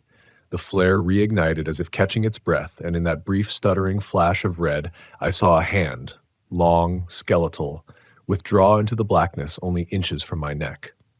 The hiker moaned, trembling violently. His skin felt ice cold where my arm wrapped around him. We reached the entrance. The final push toward the open air felt endless. The cold bit at my face. The metallic scent thickened. The scraping behind us grew louder, building to a frenzy. And then a roar so powerful it shook dust from the cave ceiling erupted behind us. I dove out of the cave mouth, pulling the hiker with me just as something slammed into the stone from inside, cracking the rock with a concussive impact. We rolled onto the forest floor, the flare sputtering and finally dying between us, sending up a thin trail of smoke. The fog outside had grown thicker, swirling in dense, ghost-like currents. The forest felt suffocated, choked in silence, as if even the wind had fled. The cave behind us pulsed with low vibrations. Something enormous shifted just beyond the entrance. The hiker clutched my sleeve with surprising strength, eyes wide and pleading. "It doesn't stop," he whispered hoarsely. "It follows. It knows faces." I stared into the cave, listening. Something dragged a hand along the inside wall again. Tap, tap, tap. But this time, between the knocks, I heard another whisper, breathy and cold, slipping out through the cave mouth like a secret escaping the dark. "Come back." Then faintly, too faintly to be sure, "Elias." I didn't realize how hard I was shaking until the hiker's grip dug into my arm, anchoring me to the moment. The fog around us swirled in slow spirals, as if the forest were exhaling through narrow lungs. My breath came out in quick, visible bursts. The cave behind us hovered like an open wound in the earth, dark, pulsing, listening. I forced my legs under me and hoisted the hiker upright. His weight sagged against me, every step a stagger. "We have to move," I murmured. But the hiker pulled at my sleeve, his voice cracking. "You don't understand. It watches, it waits, it mimics, it learns." He swallowed with difficulty. "It doesn't lose what it sees." The meaning lodged in my chest like a shard of ice. A branch snapped beyond the fog, then another. Not in the direction of the cave, behind us, deeper in the forest. Something had circled. Something large. I almost dropped the hiker in my scramble to turn, flashlight jerking. The beam through the fog like a blade, revealing nothing more than empty pines and drifting mist. But I could feel it, a presence, heavy, a weight in the air like a predator holding its breath. "We're leaving," I said again, my voice lower, steadier. The hiker nodded weakly, fear hollowing his eyes. I slung his arm over my shoulder and started pulling him up the ravine slope. Mud slid beneath our feet and thick roots coiled up from the ground like veins. The forest around us swayed even though there was no wind. Something followed. I didn't hear footsteps, but the silence changed whenever we moved, rearranging, compressing, reacting to us. It knew we were running. Halfway up the slope, the hiker's legs buckled. He sank to the ground with a half sob, clutching his ankle. I crouched beside him, gripping his jacket. "You have to try." He shook his head violently. "It's too fast. It took the others. It dragged them down." I heard his voice cracked into panic. I heard them die. The words froze me. Others. Not one missing hiker. More. He grabbed my collar. "Don't let it take me. Don't let it pull me back in." Before I could answer, a long exhale rolled through the fog from below, so deep it resonated in my ribs. It was close. Too close. I hauled the hiker upward, half lifting him as he tried to hop, stumble, crawl beside me. The slope fought us with every step, crumbling under our boots. My muscles burned. My lungs ached, but feared my body into something stronger than it should have been. We reached the ridgeline just as another roar, throaty, wet, layered, tore upward from the ravine. The hiker whimpered and pressed himself against my side like a terrified animal. I didn't look back. Looking would mean losing time. Time was survival. I pushed forward, deeper into the trees, flashlight beam wobbling through the dense fog. The forest was disorienting. The fog had grown so thick it erased distance, swallowed shapes, bent sound. I couldn't tell where the trail was or how far the old campsite lay. Branches scraped overhead. Somewhere behind us, something moved faster, heavier than any bear. I tightened my grip on the hiker. "This way," I whispered, though I wasn't sure. "Just keep moving. Don't listen to anything it says."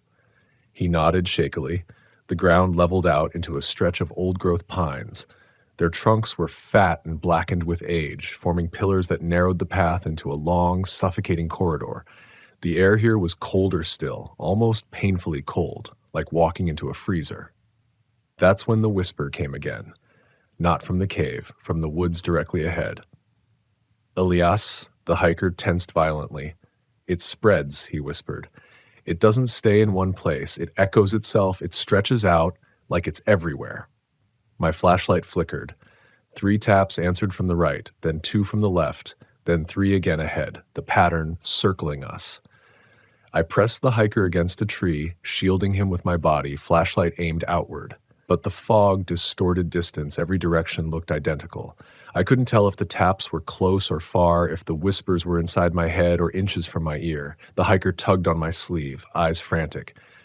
"Make it stop. Please." Before he could finish, something snapped loudly to our right. A shape lunged through the fog. I spun the flashlight toward it, ready to grab the bear spray. But it wasn't the creature. It was a man. A ranger. Or what was left of one. His uniform hung in tatters, stained dark.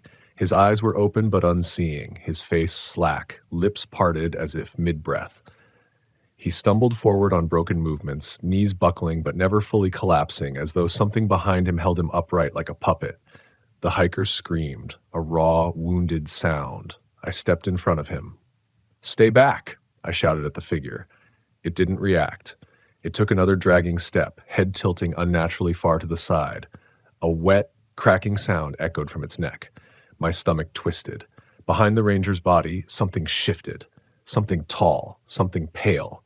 Its long fingers dug lightly into his shoulders, holding him upright. I raised the flashlight, and the creature stepped forward, pushing the ranger's body ahead like a shield. Its movements were calm, studied, almost curious. "Stop," I whispered, though I had no power here. It tilted its head at me.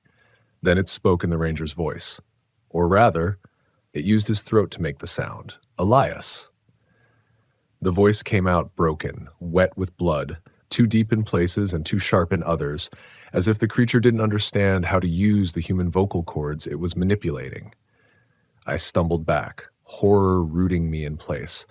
The hiker clawed at the tree, trying to drag himself upward and failing. The creature dropped the ranger's body like shedding a coat. The corpse hit the ground with a hollow thud. Then it straightened to its full height, towering above us, too tall, too angular for any natural anatomy. My flashlight shook in my hand. The creature leaned forward, its face inches from the beam, eyes reflecting the light with a dead shine. Its jaw opened slowly, joints cracking as it stretched wider than a human's jaw should. And then, something changed. Its expression shifted. Not anger, not fear, but recognition, or interest, as if it were studying me, as if it remembered me. I felt a chill ripple through my spine, deeper than cold, deeper than fear. The sense that something vast and ancient had decided I was now part of its story, whether I wanted to be or not. A single slow tap echoed from behind it, then another, then 3 more. The creature stepped backward, melting into the fog without breaking eye contact. Its pale form dissolved into the white until it was nothing but memory. The forest went silent again. I didn't breathe until the last trace of its outline vanished. The hiker collapsed, sobbing with relief. I reached down and grabbed his jacket. "We're not stopping," I whispered. "Not until daylight." We stumbled together through the fog, following instincts instead of trails. listening for any shift in the silence that didn't belong. Every tree felt like a watcher. Every shadow felt aware. The forest stillness was no comfort. It was expectation.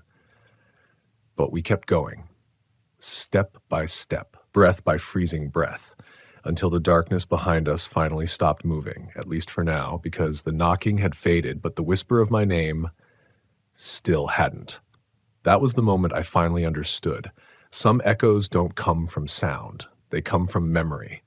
Memory trapped in a place so ancient and so silent that even the trees hesitate to breathe near it.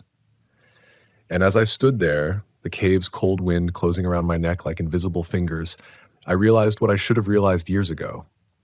Yellowstone doesn't forget. Its rivers move, its animals migrate, its forests burn and regrow.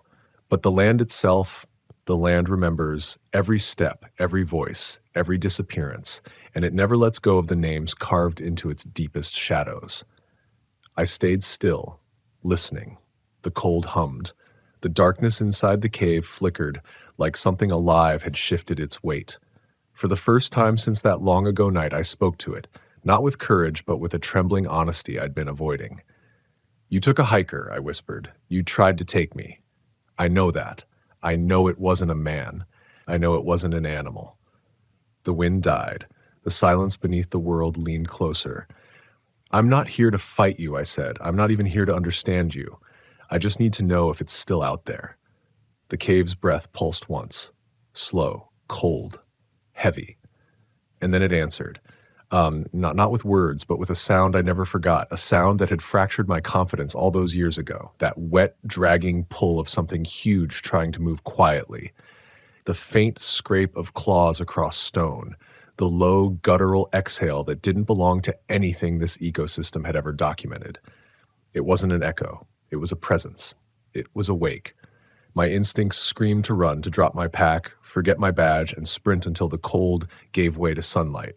But I stood there, not out of bravery, but because I finally understood what had been twisting inside me for half my life. Fear was not the enemy. Silence was. Silence lets you pretend. Silence lets you file incident reports lacking truth. Silence tells you that what you saw was a trick of the dark. Silence makes you complicit in forgetting the people the forest has already swallowed. So I forced myself to take one more step toward the cave, one deliberate, controlled step. The cold surged so sharply that the breath was ripped from my chest. My flashlight flickered, my legs nearly buckled, not from pain, something worse. Recognition.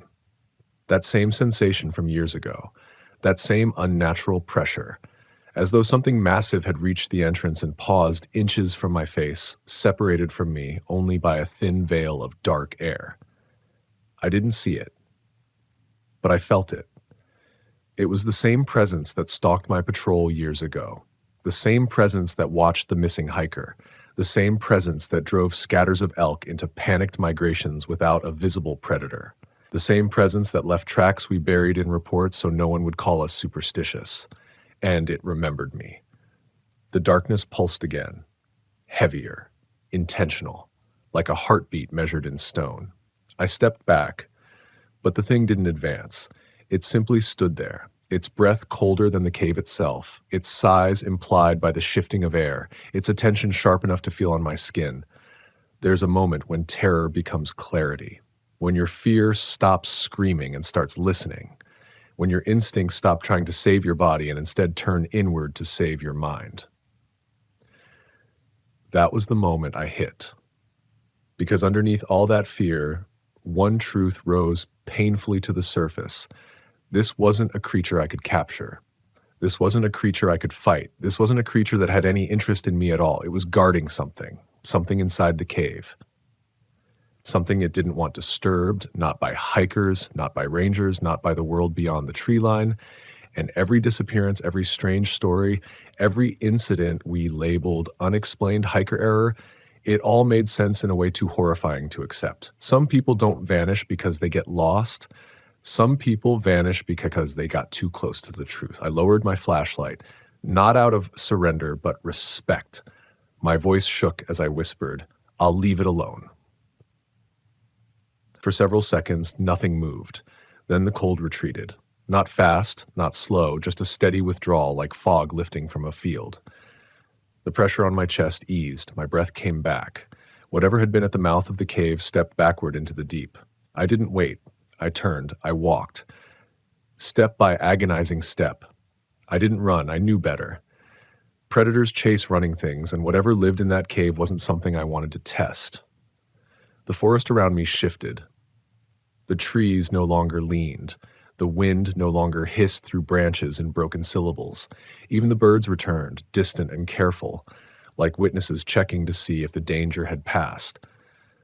Only once I reached the trailhead did my legs unlock enough for me to sit on a log, bury my face in my hands, and breathe like someone who had just been allowed to keep their life. And in that moment, shaking, exhausted, half frozen, I realized something else. Every ranger eventually learns their forest's secrets. But my forest had learned mine.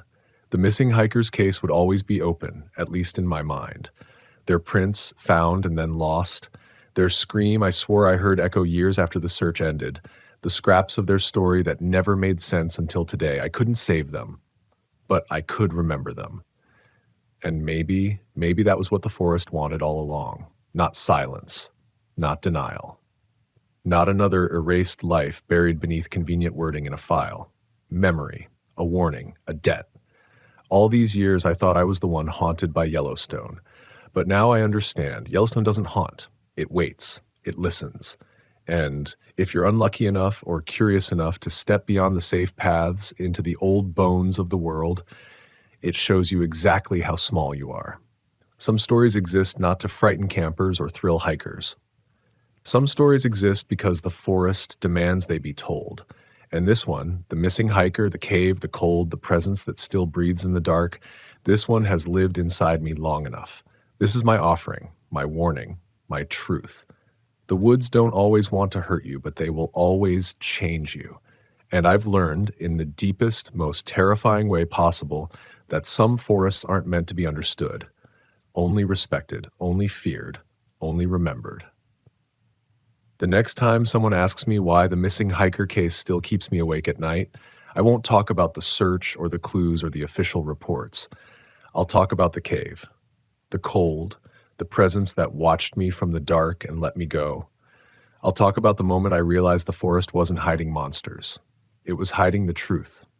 And sometimes the truth is much, much worse. Because the truth is still in there, alive, listening. And it remembers every single one of us who ever stepped too close.